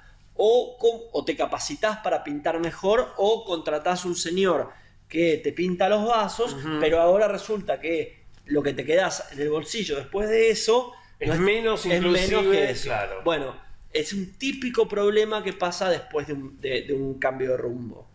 Que por el emprendedor no está capacitado para ese tipo de cosas y tiene que transformarse a sí mismo o transformar su organización para agregar valor bajo este nuevo concepto de posterior al pivot. ¿Y eso es heavy, digamos, ves pocas empresas que logren pasar por una cosa así o no? Bueno, las mejores pueden. Hay otras que no. Te hablo más en una generalidad, no sé si lo puedes hacer igual, pero generalmente, ¿vos ves que eso es algo que se logra? O sea, que lo logran exitosamente o no. El problema no es que lo logre. A ver, la realidad es que yo creo que se logra. El problema es que el negocio termina siendo otro y probablemente no sea tan bueno. Tan bueno en ganancias, tan bueno como satisfactorio para el emprendedor. No, tan bueno en ganancias. Yo ahora como inversor malo te digo bueno en ganancias. Claro. No deja de ser tan interesante para mí como negocio. A partir de un pivot, eso es lo que notas como normal. Que por ahí la empresa pasa a ser sustentable, pero deja de ser de alto impacto, por ejemplo. Ok. Porque claro, al vos pretender que sea una empresa de alto impacto, estás apostando a ideas por ahí más revolucionarias, más ¿no? de mayor alcance. Pensá que nosotros entramos a una empresa para querer sacar 10 veces lo que pusimos. Cada vez es la medida, digamos. Aprox. Ok. Y si de repente pasas a ser una empresa que voy a sacar 2 veces lo que puse, deja de ser interesante. No hubiera invertido. Claro, y ahí no podés, digamos, vos ¿hasta dónde acompañas a la empresa? No, ¿En siempre. algún momento la No. dejas o no? No, sigo siendo parte y lo acompaño. No pasa, a ver, no pasa nada, no, me da bronca. Pasa, claro que pasa. Me da bronca, pero es parte de lo esperable. O sea, uno cuando entra como un fondo de inversión, tiene en mi plan de negocios, en mi Excel, Claro, tu ex, que le en mi hiciste, Excel, obvio. sí, ¿no? Y la verdad que estoy muy contento. O sea, va muy bien el plan de negocio, el Excel. O sea, hasta ahora no lo tuviste que ajustar demasiado, ¿eso querés No, decir? nunca lo toqué más. Digo, nunca lo toqué más, se recambió, pero digo, las cosas iniciales del Excel se van cumpliendo muy bien. Ah, buen laburo. Entonces, pero el cuento es el siguiente, en el Excel yo tengo que de 10 empresas, 4 se van al tacho, 5 saco lo que puse y 2 La les va rompen. increíble. Claro. Estas entran dentro del saco lo que puse, digamos. Hizo el pivot, cambió el negocio, pero ahí anda. No es que se va al tacho, la que se va al tacho es la que no puede pivotear nunca y explota. Exacto, que quiebra básicamente. Sí. Hasta ese momento estás vos ahí. Exactamente. Le haces el obituario, todo, le Sí, mandas el aviso al exactamente. diario y... Exactamente. Que es muy difícil, pero es un momento malo, a pesar de estar previsto, es un momento muy malo. ¿Cómo se puede...? Perdón, no sé si querías decir algo más. No. Es algo que realmente esto nunca lo supe. ¿Cómo es cuando tenés que cerrar desde tu lado, ¿no? Porque es una situación... es como duro. el papá diciéndole te vas de casa o algo así, ¿no? No, es... Sorry, no sé si... Me estoy metiendo en un momento pantanoso. No, a ver, no, te digo, a ver, la realidad es esta. La tratás de hacer durar lo más posible. Porque tratás de encontrar la manera en la cual algo bueno puedas sacar de eso. Y uno la trata de estirar bastante. O sea, no es que, a ver, sin tu plata, porque no, la idea es no poner plata en cosas que van a andar mal, sin tu plata, pero sí con tu esfuerzo, tratás de estirarla bastante. ¿Se entiende? O sea, Entiendo. digo, Dejás de inyectarle... decís, bueno, a ver, echa a la gente, quédate laburando vos, a ver qué puedes hacer, cambia, y bueno, por ahí algo sale de esto. O sea, el primer paso entonces es tipo, bueno, dejar de tener costos tan altos, empezar a bajarlos al mínimo posible, mantener a flote Claro. al mínimo posible. Digamos, el hecho de hacer un zombie. Porque la idea de que ¿Ser un zombie? transformarlas en zombies, claro. Ajá. O sea, es algo que está en la literatura. Por eso no. Esta es la primera vez que lo escucho. Está en literatura, Ok. son las startups zombie. Entonces la pregunta es, ese zombie, lo que vos tratas es, bueno, a ver, ¿cómo puede ayudar a algo de lo que tenga en el portafolio? ¿Cómo puedo hacer que ese emprendedor de vuelta aflore? Y la realidad que ese proceso es largo. Porque ese proceso, algunos emprendedores te dicen chao, listo. Y otros te decís, bueno, y negocias algo, qué sé yo. O en otros casos tratás de decir, bueno, a ver cómo puedo hacer para tomar algo al respecto. Pero esa parte es larga. Esa parte sí te diría que es larga y complicada. Pero por el otro lado, lo loco es que está en mi plan de negocios. O sea, en ningún momento te dije, no, obvio. esto nunca me va a pasar. El tipo el que avisa no traiciona, funciona perfecto. Igual te cuesta un montón. Sí, como situación es una mierda, pero me interesaba, porque en esos momentos es en donde en verdad más pesa la personalidad, ¿no? O sea, la capacidad de enfrentar las adversidades. Y me parecía muy intrigante. Así que se Mirá, transforman en un zombie durante un tiempo, las Pero mantenés. yo tengo algún caso, mira, todavía no tengo ningún caso así donde hemos cerrado la canilla. Tenemos un caso que no nos está yendo bien, chao, ya veremos. Pero sí tengo casos muy buenos. Una de las mejores empresas que nosotros tenemos en Chile se llama Capitalizarme. Y es una startup que yo conocí cuando estaba empezando a irme a Chile. Y el tipo tenía el emprendedor tenía un proyecto nada que ver. Nada que ver, no, era el mundo de real estate, pero nada que ver. Y le fue muy mal. Pero Gabriel Cid, se llama el emprendedor, un tipo muy recto, te diría, desde el punto de vista. Él habló con sus inversionistas de ese momento, con sus inversores, y les explicó la situación. les contó qué es lo que le iba a hacer y él dijo que les iba a reconocer su parte de lo que habían puesto en este emprendimiento previo. O sea, él habla cuando ya lo había cerrado después. Sí, para a hacerlo él nuevo. le fue mal, se llamaba Upgrade 3D, la emprendedora, el startup anterior, y él dice, bueno, ahora quiero hacer esto otro porque descubrí que bla, bla, bla. Entonces le digo, no, Llamó a los mismos. no, los mismos le preguntaron, loco, ¿Ahora qué estás haciendo? no, ¿Por qué estás haciendo no, esto? loco, ¿qué hacemos con la empresa? No anda, la cierro. Pero dijo, pero yo a ustedes les voy a reconocer su parte, les dijo. Entonces, él después de eso abrió otro startup y salió a buscar capital y lo que arregló fue, y básicamente uno de sus inversionistas le puso un poco más de plata para que empiece y después entramos nosotros y entraron un par más después. Pero yo lo que le valoro muchísimo a Gabriel es que él reconoció, o sea, él fue a los tipos y le contó la situación, que fue durísimo, además él me lo contó con casi lo que le costó Sí, hacer un dolor, eso, un dolor. el dolor de hacer esto, y les dijo que le iba a reconocer su parte, y hoy el tipo, la empresa le va bárbaro, es una de las empresas que más vende de los que nosotros tenemos, consiguió una segunda ronda rapidísimo, Impresionante. pero a lo que O sea, voy es que súper íntegro él al hacer eso, o sea, él le podría haber salido mal. Bueno, no le podría salir mal, podría haber salido mal del sentido de que después no andaba nada, digamos, Claro, no anduvo de vuelta. claro.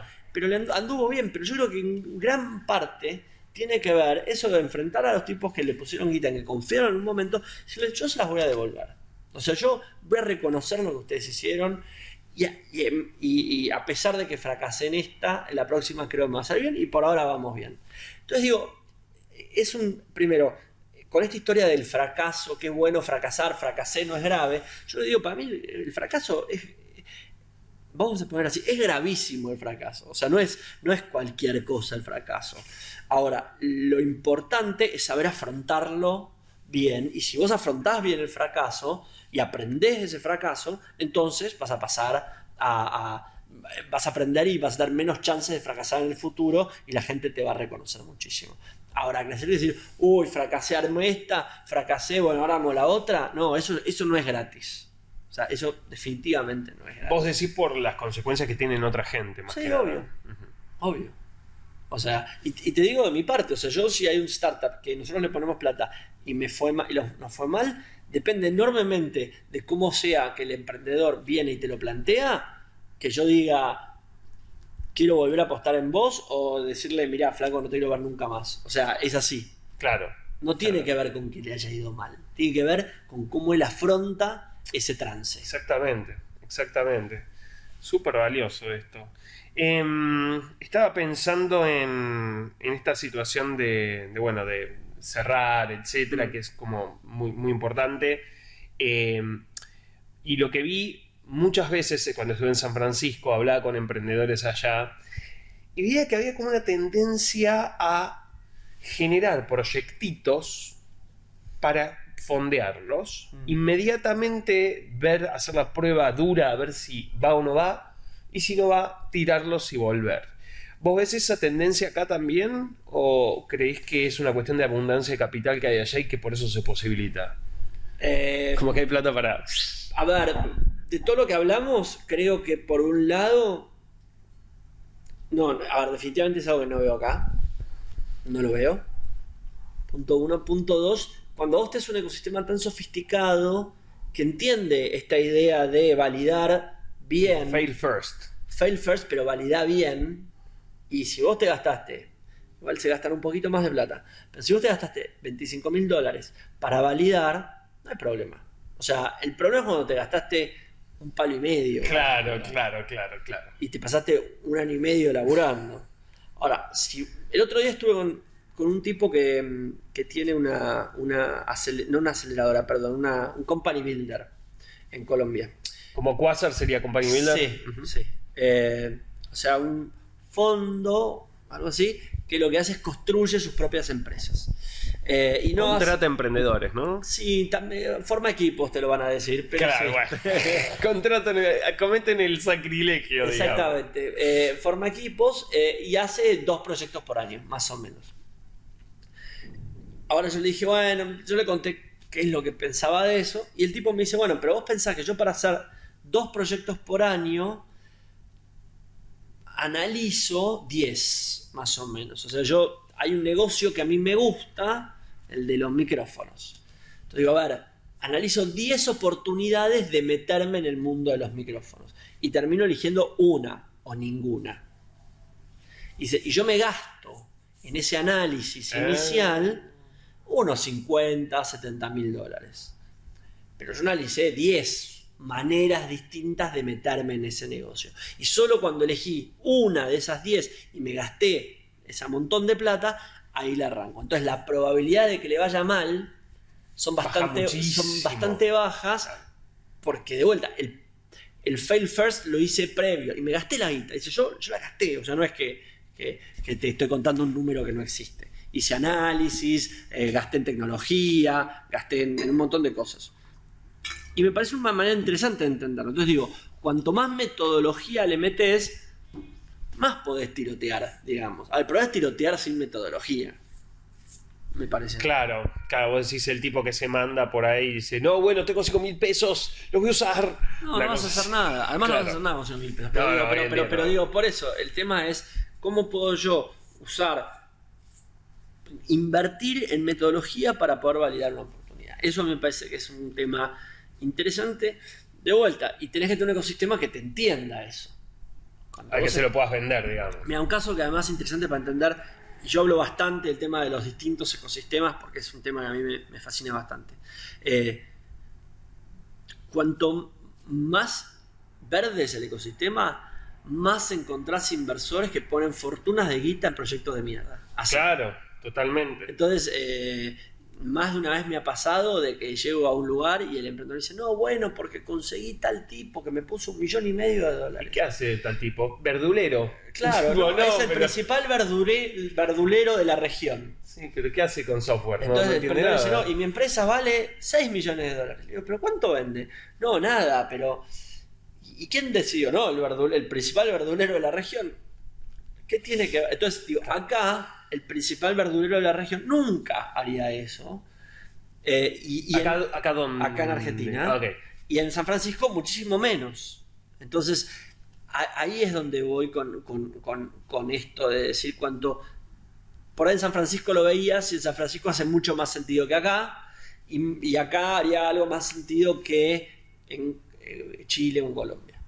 Claro, o sea, depende del grado de madurez del mercado, vas a tener más cagadas o menos cagadas, básicamente. Sí. Interesante. Quería preguntarte por 2 temas. El primero es el tema de inteligencia artificial. Yo sé que ustedes en cartera me parece que no tienen nada. ¿Cómo se preparan, si tenés idea, alrededor de lo que son la industria financiera, alrededor de los emprendimientos, para la llegada de esto, que no falta mucho realmente? Es complicado. Te voy a dar dos aspectos, contándote una historia fallida del año pasado. Buenísimo. Nosotros el año pasado quisimos invertir en biotecnología. De hecho, yo en mi plan de negocios dice biotecnología como una de las cosas para invertir.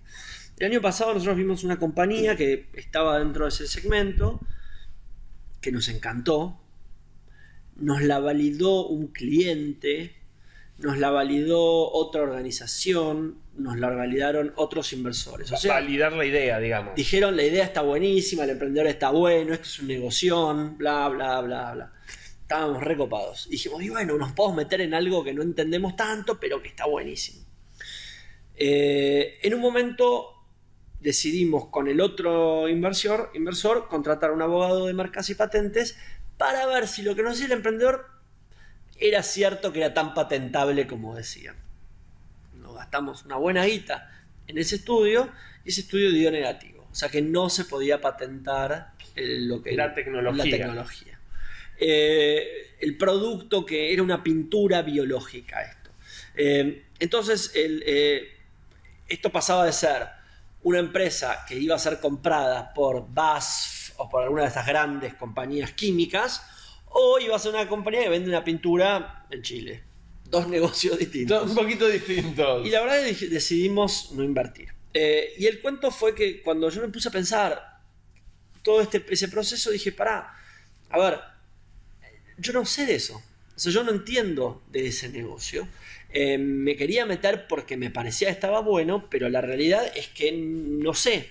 Y tuve que gastar plata y mucho tiempo en entender si eso podía ser o no. Entonces, lo que a nosotros nos pasa un poco con las inversiones, con las startups que están en la frontera del conocimiento, es que a veces no nos sentimos capacitados ni para analizarlas ni para agregarle suficiente valor. Claro. Entonces vos me decís, ¿qué pensás de inteligencia artificial? Me encanta. Ahora, mi pregunta es, ¿voy a agregarle yo valor a esa startup o no? ¿Mi organización está preparada para agregarle valor a esa compañía como miembro de su directorio o Claro. no? Ese es un punto.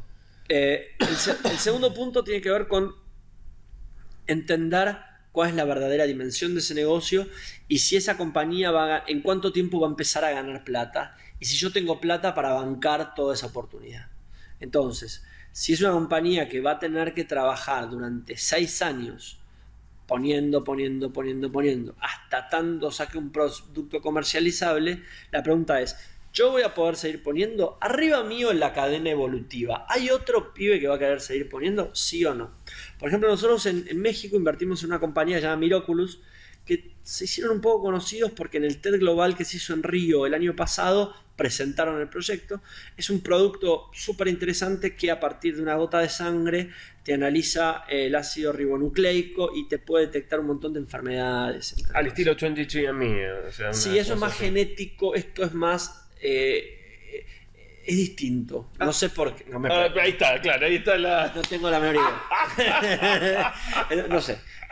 Sí sé que está buenísimo. Okay. Y el cuento es, a ver, primero la pregunta, primero que nos hicimos por qué agregamos valor o no, fundamentalmente porque si ese producto se lanza en Estados Unidos, el costo de lanzarlo en Estados Unidos es enorme por temas de la FDA.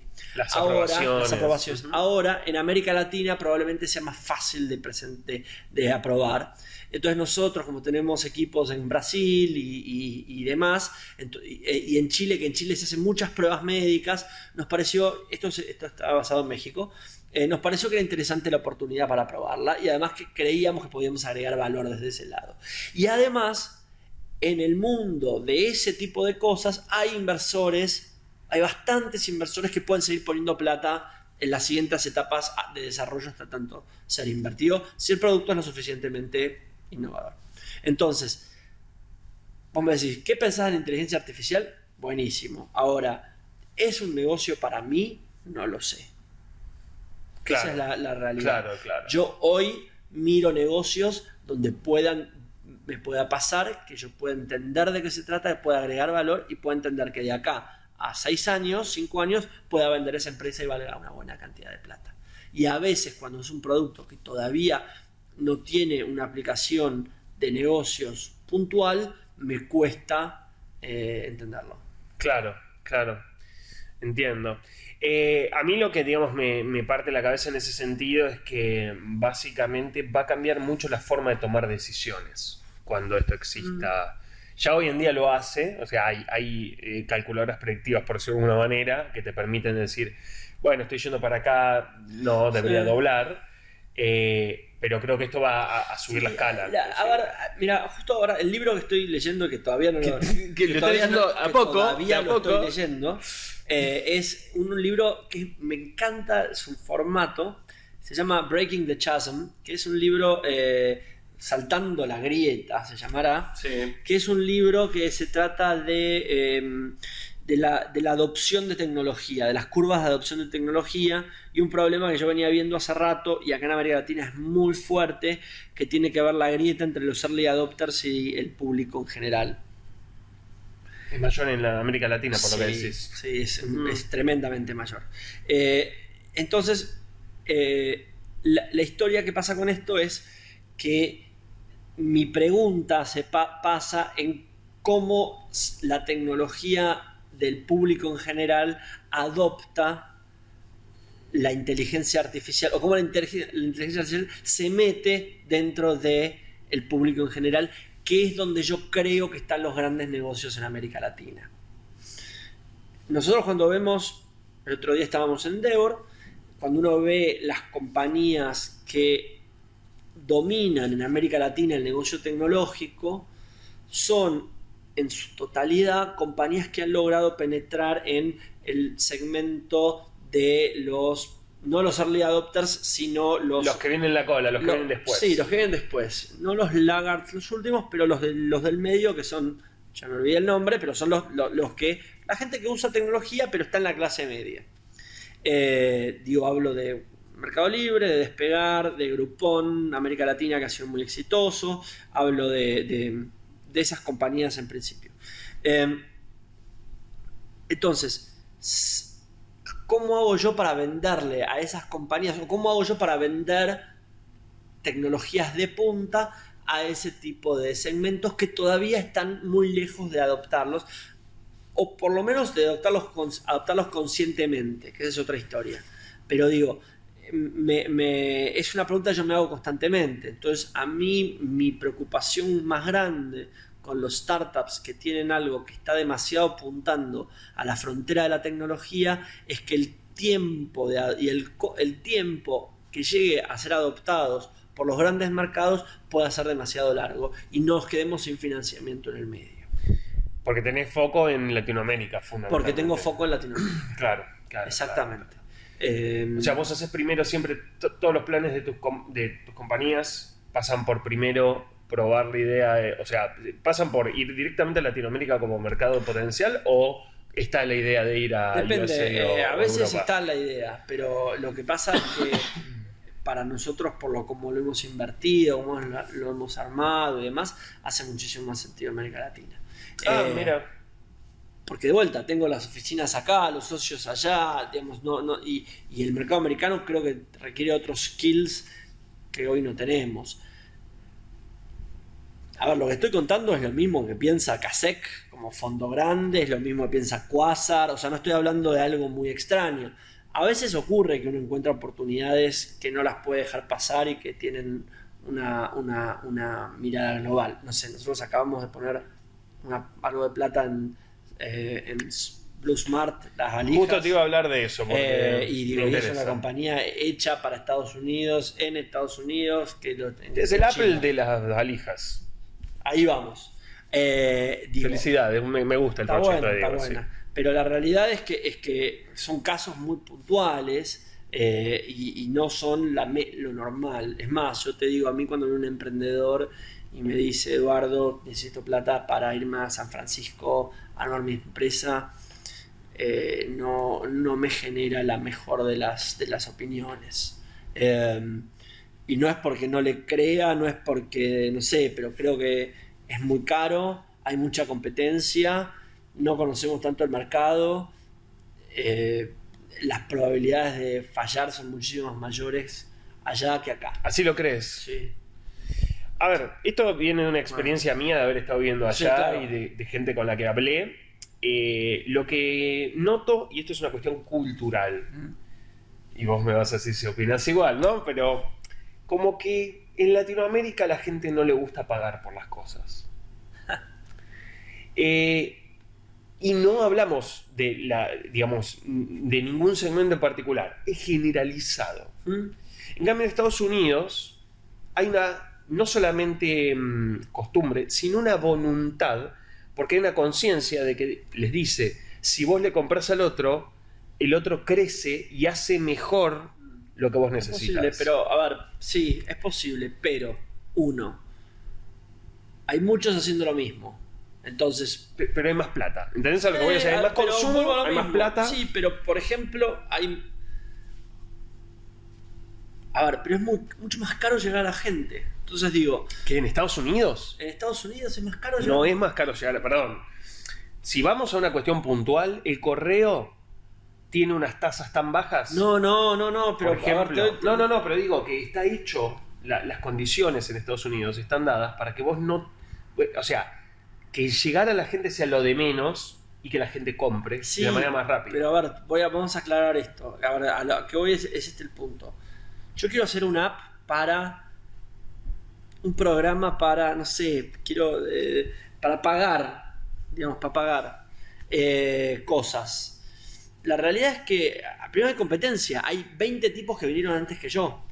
Y además hay tipos que... Y si no hay 20 tipos que vinieron antes que yo, hay 20 tipos que están, o 20 o 100 que están queriendo hacer lo mismo que yo al mismo tiempo.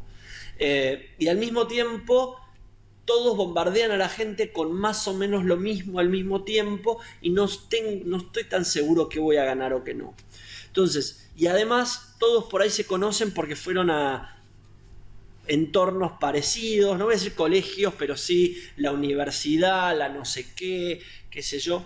Y vos llegás de Argentina, que no te conoce nadie, con un producto que hasta antes de llegar no sabías si tenías competencia o no, y de repente apareces con 20 tipos que te dijeron, esto ya lo vi antes. Entonces, digo, salvo que vos vayas con un producto muy de nicho, que tengas mucha experiencia, que tengas tus contactos, que tengas una red de contención, bla, bla, bla, bla, a mí me genera un enorme miedo ese tipo de cosas. Y la realidad es que estadísticamente he visto una enorme cantidad de emprendedores que cuando volvieron, ¿cómo te fue? Aprendí un montón. Entonces vos decís, loco, ¿alguien te dio plata a vos para aprender o para hacer una empresa? Digo, y ese es, bueno, son las dos cosas. Bueno, verdad, está ¿no? bien, pero digo, el inversor no es un filántropo. O sea, el inversor no es un filántropo. Ok. O sea, que si crees que el inversor es un filántropo, estás en otro negocio. O sea, es otro negocio. Filantropía es ONGs, es otra cosa. Otro palo, digamos. Otro palo, que está bárbaro, está buenísimo. Pero no podés pensar que tu inversor es un filántropo. Entonces, mi sensación es que, a ver, los emprendedores que yo conozco, que han ido a Estados Unidos y les ha ido bien, son tipos que tienen todas estas cosas que te digo. Red de contención, experiencia, know-how. Tipo Wences, producto. una cosa así. Bueno, Wences tenía plata. Demasiado, claro, demasiado buen. Pero digo, empecemos, a ver, por ejemplo, pues Wences tenía plata, además de otras cosas, pero él tenía plata. Pero pensemos en Mariano Suárez Batán, que está haciendo algo muy interesante con Murally, Sí. Diego Saegil, este chico Diego Bash, que no lo conozco, pero que le vendió no sé qué cosa a LinkedIn. O sea, gente que va con ciertos skills y cierta red que no son tan fáciles.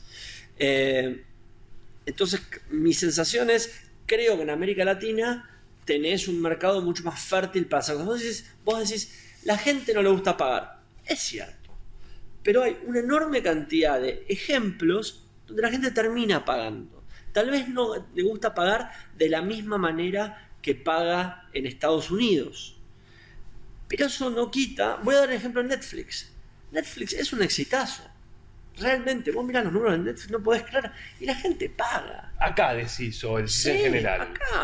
Acá, y vas a Colombia es lo mismo, vas a Chile es lo mismo, Brasil creo que también. Pero bueno, tenés Popcorn Time que tiene No importa, récord de pero bajadas. sí, pero no pasa nada. Estados Unidos también tiene Popcorn Time. O sea, la gente también baja Sí, Popcorn pero Time. igual. Vos mirás los números de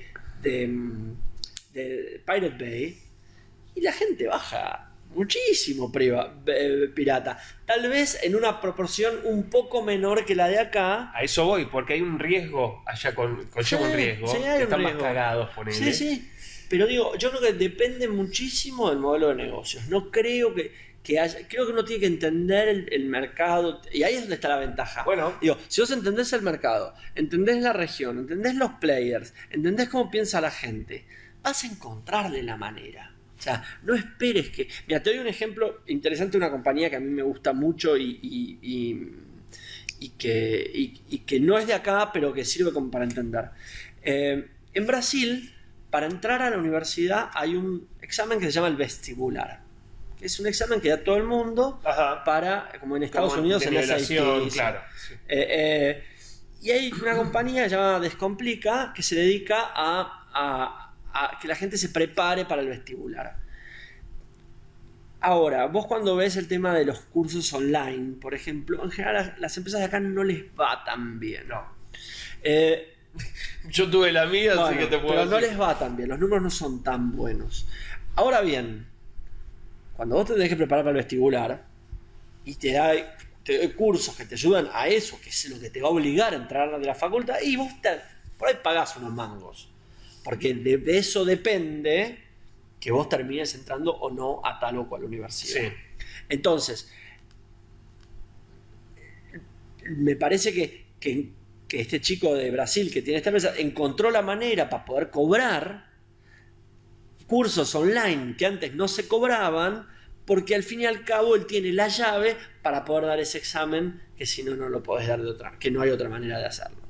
Y me parece que ese es un ejemplo interesante de esto, de vuelta, que cuando no tenés eso, que esto es algo muy particular de Brasil, bueno, uno tal vez debe encontrar en cada país, en cada mercado, qué cosas particulares hay que hacen que el negocio tenga potencial de crecimiento y demás. Y en cada país es distinto. Eso es lo difícil de América Latina, que vos no podés comparar lo que pasa en Brasil con lo que pasa en Argentina o lo que pasa en Chile. Y ahí es donde está tu skill. Vos cuando mirás, hoy Mercado Libre es una compañía que es mucho más parecida homogéneamente, o sea, mucho más homogénea en todos los países. Pero vos agarrabas Mercado Libre hace 4 años y tiene un negocio distinto en cada país. Y era un negocio distinto. No sé, en un país no tenía autos, en otro sí, en otro tenía casas, en otro no, en otro ponían tal cosa en otro. Ahora lo pusieron todo parecido. Pero la idea, pero ellos ¿por qué lo hicieron? Y fundamentalmente porque había mercados donde no podían entrarle con tal producto y tenían que meterle con tal otro. Tenían que desarrollar uno primero y otro después. Entonces tenés que poder hacer eso. Creer que América Latina es una sola es un pensamiento de gringos, digamos. Sí, totalmente. Totalmente. No hablo español, del americano. Ahora bien, pero por el otro lado, el otro día un yankee me dice, estoy por Río de Janeiro, ¿nos vemos a tomar un café? No, me está jodiendo, por ahí, pero ¿en serio? ¿Así de bruto? Capo, maestro. ¿Sabes que no tienen geografía, no? En Estados Unidos. No sé, pero a mí me impresionó. Pero además le contesté, le dije, mirá, son 2 horas y media de avión. No sé si es, no sé, claro, no sé si es real esto que te estoy diciendo, o sea, me lo comentaron, pero se supone que no tienen geografía, entonces básicamente vos le decís, no, bueno, Argentina, estoy en Argentina. Ah, bueno, café. Sí, pero me sorprendió mucho la cuestión de que el tipo sabe que además hablo español. Bueno, no importa. Claro, claro. El cuento es que a lo que voy es esto, es muy distinto los mercados y creo que nosotros como latinoamericanos tenemos un montón para aprovechar ahí. Okay. Y que hay una sociedad clase media creciente muy grande que está todavía entrando. O sea, y que hay mucho por desarrollar. O sea, el hecho de que no sé, hay mucho por desarrollar, pero hay que entender que es una clase media que todavía le falta. Claro, no tech savvy, por decirlo de alguna manera. No, cero tech savvy, pero al mismo tiempo que le podés agregar valor de muchos lados y que tenés que y que hay cosas para hacer, como te contaba lo de QCAP. QCAP es un caso buenísimo en ese sentido. Y que todavía falta. O sea, yo tengo muchos amigos que dicen, no, ni loco, no me animo, no sé qué, pero tengo muchos amigos que les parece buenísimo y hemos ido a comer y la pasamos increíble. Entonces, tío, tenés de todo. Y tenés oleadas, y creo que ahí es otro tema importante. Creo que uno tiene oleadas donde uno tiene que estar y si uno encuentra ese momento, por ahí tiene una ventaja enorme. Como saber identificar el momento, decís, sí, una cosa así. Sí. Un ejemplo tonto, pero que es importante, es nadie compraba entradas para ir al cine. Ajá. Ahora, el día que los cines, que vos fuiste al cine y te diste cuenta que no había más entradas porque ya todo el mundo empezó a comprar online, y Hoyts, no sé cómo se llama, el Cinemark, empezaron a hacer avisos en la tele, que tenés que comprar la entrada online, ya todos compran entrada online. Mi mamá, mi papá, todos compran entrada online. Y antes no lo hacían. Entonces, te perdiste eso y fuiste. Entonces, me parece que tenés que tener la posibilidad de saber moverte en ese sentido. Claro, claro. Y de estar atento a ese tipo de espacios, de ventanas de oportunidad, enfocado particularmente en esos personajes no tech savvy. Ese es un punto para mí central. Claro. Poder llegar a la gente que hoy en día no lo está usando y poder facilitarle alguna cosa que sea tan valiosa que lo quiera hacer, digamos. Exactamente. Que se banque y que le agregas verdadero valor. O sea, por esto de agregarle valor a... Yo a veces pongo mucho el ejemplo, pobre de mi mamá, no tiene nada que ver, pero pongo mucho el ejemplo de agregarle valor a mi mamá o a mi tía, claro, digamos. Si yo no le agrego valor a ella, difícilmente pueda tener un gran negocio. Bueno, vos sabés que yo me dedico justamente a esto, ¿no? Sí. A poder entender a los usuarios y ayudar a las empresas que se conecten con esas necesidades reales de los usuarios. Y uno, tipo un colega, un flaco en Estados Unidos, lo que está haciendo ahora, te ofrece que la mamá de él pruebe tu página, aplicación o lo que sea, un servicio así cortito, como justamente para ver este tema, ¿no? Porque si hay algo que, eso lo he visto repetido, es que los emprendedores se quedan con su idea, que es maravilloso y todo bien, pero se lo das a alguien para que lo Sí. opere y no puede hacer ni siquiera la primera acción. Mira, te cuento algo que es esto, vuelvo con los ecosistemas, pero a mí me es fascinante. Dentro de todo, nosotros en Argentina tenemos una sociedad bastante homogénea que hace que somos todos bastante más parecidos de lo que creemos comparado con otras zonas. Entonces vos ves, por ejemplo, Pero vos decís por una cuestión sociocultural, Sociocultural. zonal... sociocultural. Ajá. O sea, sí, definitivamente sociocultural. Pero hablando de provincias también. Sí, o sea, ajá. sí. Entonces, digo, una persona, vamos a poner así, el emprendedor de un lugar resuelve un problema, cree que está resolviendo un problema porque primero se ve que lo está resolviendo a sí mismo. Sí. Pero si vos te movés en un entorno bastante cosmopolita o por lo menos de diversidad, te pasa que también cuando pensás en vos mismo pensás en más gente.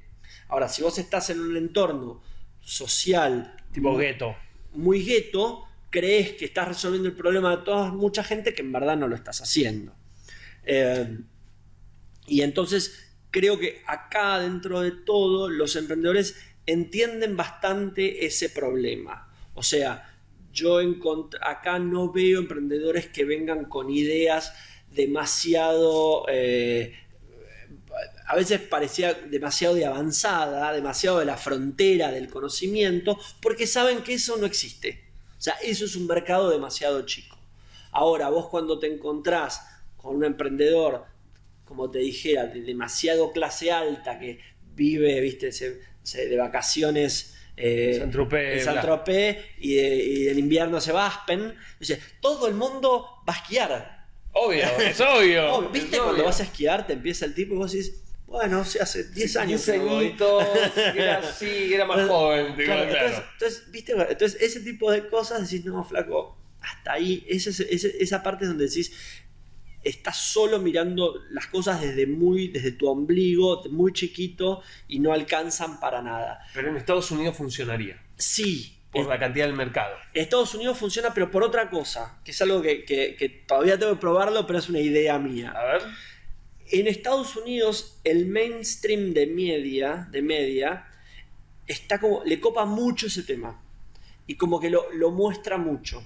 ¿Tú decís tech, digamos, esa cuestión o los emprendimientos? No, ¿Qué a es ver, lo que muestra? yo digo este ejemplo, que de vuelta, Sí. hay que probarlo, pero vos agarrás el programa número 1 de la televisión americana, o sea, Jimmy Fallon, Sí, el Late Night Show con Jimmy Fallon, y Jimmy Fallon probablemente hable, de hecho lo hace, él cuando presentan el iPhone, él dedica ese programa, o el día antes viene un pibe de Apple a mostrar algo, hace un gag con el tema de la presentación del último iPhone, jode con algo, sale.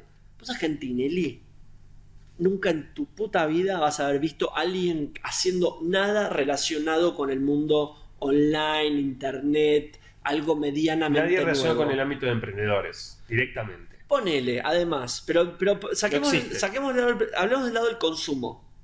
En Estados Unidos, el mainstream promueve el consumo tech aspiracional, de alguna manera. Ajá. Entonces, a vos te pasa que Jimmy Fallon te habla sobre el iPhone, la nueva presentación del iPhone. Es un evento social americano. ¿Todos se pueden comprar el iPhone 6 ultra grande? No. Pero todo el mundo sabe que existe y va. Acá no ocurre. Acá, o sea, no veo mucho Tinelli, pero te digo, dan los alfajores, el shampoo y no sé qué cosa más. Entonces, lo que te ocurre es esto, es que está muy desconectado el mundo tech moderno, el tech savvy, como decís, del mainstream. Y no hay Claro. canales de comunicación, no hay nada. Entonces, salvo algunas compañías que han logrado cruzar esa grieta, Despegar, Mercado Libre, OLX, fundamentalmente esas tres, y han logrado mostrarle a la gente otro mundo que te permite hacer cosas. O sea, pero de vuelta, son muy pocas esas compañías. Entonces, Sí.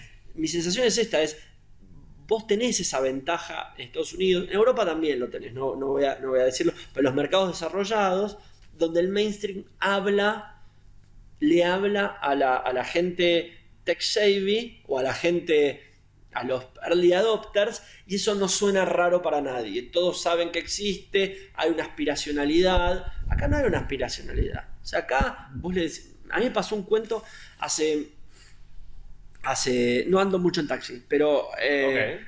ponele cuando viajo, sí ando más en taxi por obvios Obviamente. motivos. Y veo que en toda América Latina todos los taxistas tienen algún Safer Taxi, Easy Taxi, Tapsi, el que quiera llamarle. Y siempre les pregunto, ¿le sirve, no le sirve, le gusta? Alguna vez me subí a un taxi acá y le digo, ¿y por qué usted no tiene? Ah, no, porque me van a robar el celular. Si yo muestro mi celular acá en la pantalla del taxi, tengo miedo de que me lo roben. Y entonces, y de vuelta, no le supieron llegar al taxista. Más allá del tema de inseguridad, Sí. más allá de ese tema de inseguridad, la compañía de Safer Taxi, Easy Taxi, la que sea, no le supo llegar a los taxistas a explicarle el valor que tiene para ellos tener este tipo de cosas. Hay una diferencia una grieta entre esos mundos que es difícil de romper. Entiendo. Ahora, ¿por qué en otros países de la región eso no pasó? No te sé No, decir. ni idea. Tanto no llego. Pero sí me sorprendió mucho esto de cómo uno le tiene que hablar a esa clase media no early adopter, que te permita de vuelta hacer que tu negocio pase a ser usado por millones de personas. Claro. Digamos, la interpretación que tengo yo puede ser hasta complementaria, pero fundamentalmente va por el lado de la cantidad de gente. El mercado es mucho mayor en Estados Unidos, entonces vos tenés una minoría, por ejemplo, el pibe este de Aspen, lo que sea, Sí. que va a haber muchos más de esos, Sí, aunque el porcentaje a nivel población total sea el mismo. sí.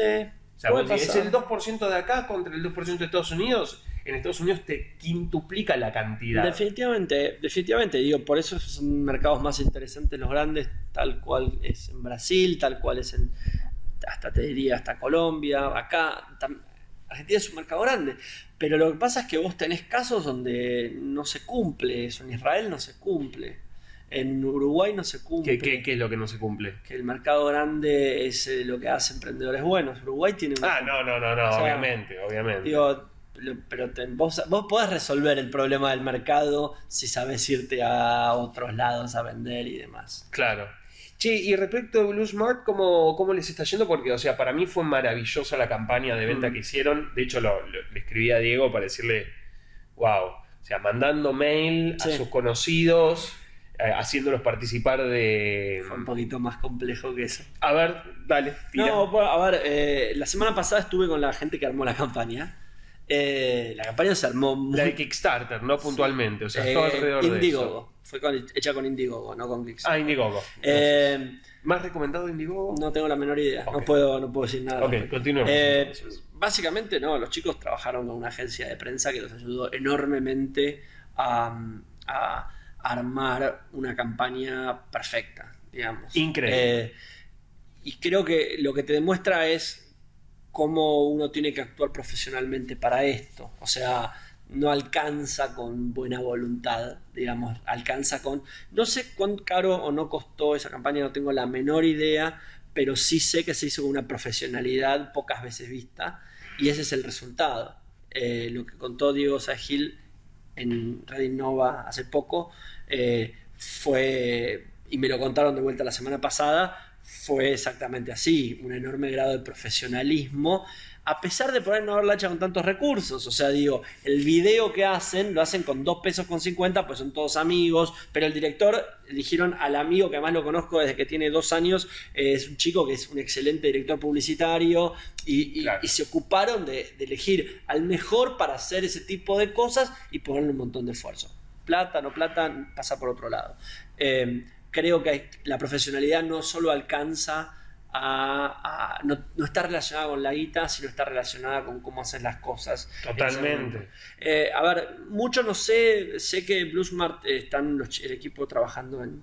Vendieron un montón. ¿Qué vendían? 2 palos. Están trabajando en China para sacar el producto. El producto creo que estará después de las vacaciones, después de agosto, por ahí. Para el que no lo conoce, Bluesmart es el Apple de las valijas. Son las valijas inteligentes. inteligentes. Sí. Creo que es un producto que tiene mucho por mejorar, pero trae algo muy interesante al mercado. Un cuento sobre esto que decía, sobre esto del profesionalismo que quería contar. A veces uno, más que profesionalismo, sí, es profesionalismo, y a veces son cosas tontas, pero que hacen el cambio. Y el otro día le contaba a la gente de la agencia de prensa que trabajó con ellos la otra vez, que la gente de Murally, cuando un año, hace 3 años, por ahí fui a TechCrunch en San Francisco, y la gente de Murally fue, y ellos presentaban ahí en el Silicon Alley. Hicieron 2 cosas que me parecieron fantásticas, donde de vuelta te demuestra cómo te cambia. La primera es, armaron un Silicon Alley, para el que nunca fue, es un pasillo que tendrá 150 metros de largo, donde cada emprendedor tiene una mesita de este tamaño. En un pasillo enorme, mesita de cada lado, y hay, no sé, 300 tipos de 150 y 150 tipos de un lado. Y ellos agarraron y alquilaron una televisión que debía tener 60 pulgadas, que era más grande que la propia mesita, pero no importaba. Y presentaban ahí el producto. La televisión era más grande. Enfrente de ellos, como te dijera, estaba el stand de Microsoft. O la televisión de Pato Yutardi y Mariano Sáenz Batán de Murally era igual o más grande que la de Microsoft de enfrente. Y todo el mundo se paraba a mirar, porque todos venían y te daban papelitos, una computadora, y contaban qué hacían. Y estos tenían una bestialidad que les costó 2 mangos alquilar un día una tele. Y todo el mundo se paró. La segunda cosa que hicieron genial es que no sé cuánta prensa hubo. Claro, ahí. ¿Cuánto hubo de antes? No, hubo de antes, pero no sé quién intervino. Ellos lograron que el lanzamiento de su producto, la gacetilla de lanzamiento de su producto, salga, fue el primer aviso del día de la mañana de TechCrunch de ese día donde ellos estaban. Entonces TechCrunch es la conferencia de startups más grande del mundo. El día que se lanza que empieza TechCrunch, ese día la primera nota es la de ellos. Y de vuelta, por ahí fue no fue suerte. No, seguro no fue suerte. Por ahí fue suerte que no fue la primera y la segunda. Pero planearon exactamente eso para tener esa nota de prensa en ese momento, y por el otro lado esa televisión gigante que disrumpía en el entorno donde estaban. Claro. Y esto es lo mismo que hizo Diego Sáenz Gil y su equipo cuando presentaron esto, ocupándose de estar en todos los medios, cada uno decirle cosas distintas exactas a cada medio. Todo eso, bueno, es un trabajo de planeamiento y profesionalismo que uno tiene que tener en todo. Entonces, el emprendedorismo no es solo buena voluntad. No, eso obvio. Voy a hacer la última porque seguramente nos van a interrumpir, así que esperemos que no. Tu mejor error. ¿Qué recordás? Una experiencia que te hayas ido como el culo, y qué aprendiste, digamos, cómo saliste de eso. Mi mejor error, yo cuando tenía 19 años... ¿Ahora tenés? 40. Cuando tenía 19 años, mi novia se quedó embarazada. Y no lo esperábamos, en lo más mínimo. Y después de ahí, bueno, nos casamos. No nos casamos al principio, nos casamos por civil, así nomás, pero después tuvimos nuestro hijo, nos casamos a los 10 años. Bautista es mi error, pero no es mi mejor error, lo quiero mucho. Es el mejor. Es el mejor. Es el mejor. Pero además a lo que voy es que a mí eso, el hecho de formar una familia tan joven, mi hijo ahora tiene 20, o sea, tiene la misma edad que Vos tenías... que yo medía cuando él nació, me permitió darme cuenta, primero, de que nada es tan grave. O sea, nada es tan grave en el sentido de que todo lo que uno tenía planeado puede caerse de un día para el otro y de todos modos podés seguir avanzando. De que a pesar de que las cosas no te salgan como querías, tenés la posibilidad de volver a probar. Eso ya medio que lo dije. Y que además uno tiene que hacer las cosas paso a paso porque nunca sabes qué te va a deparar el mañana de alguna manera y aprovechar las cosas. Entonces, eso te implica ser cauteloso, o sea, saber con cuidado, pero trabajar mucho sobre el día a día, digamos. Creo claro. y para mí hoy, cuando yo veo gente que tiene hijos a los 40... Y yo que hoy tengo 40 claro. y mi hijo está en tercer año de abogacía y ya trabaja y tengo una vida muy distinta a la de cambiar pañales, la realidad es que digo, fue un error genial. Claro. Porque hoy mi vida, a mí me encanta mi vida de hoy y no me gustaría tener hijos con bebés a esta edad. Entonces... Total. Pero ya te va a tocar vas a ser abuelo, digamos, así que prepárate. No. Nunca. Él no va a tener ese error. No, pero digo, por lo menos hasta dentro de 10 años. Eso quisiera. Hasta dentro de 10 años. Pero sí digo esto de que uno como emprendedor tiene que saber que tiene que trabajar en el día a día y que lo que pase mañana, bueno... Se ve, ¿no? Sí. Yo creo que sí. Y además de vuelta, como que no hay mañana, o sea, de vuelta, por el otro lado de los emprendedores que muchas veces... Esto de no saber pivotear o no saber cambiar o decir, bueno, me quedo acá y bueno, qué sé yo. O sea, hay que ver hay que tratar de salir de esa zona de confort y saliendo de esa zona de confort pasan cosas muy buenas. Claro, es el lugar donde pasan las cosas. Sí. Pero además pasan cosas buenas. Para mí no es que pasan cosas malas, pasan cosas buenas. O sea, esa creo que es un poco el error y lo que uno aprende y uno trata de inculcarle un poco con la gente con lo que uno trabaja y aprenderlo para uno mismo. Por eso digo, aprenderlo para uno mismo también. Totalmente. Yo creo que no existe, o sea, las experiencias son experiencias siempre y el bueno o malo se lo pones vos. Sí.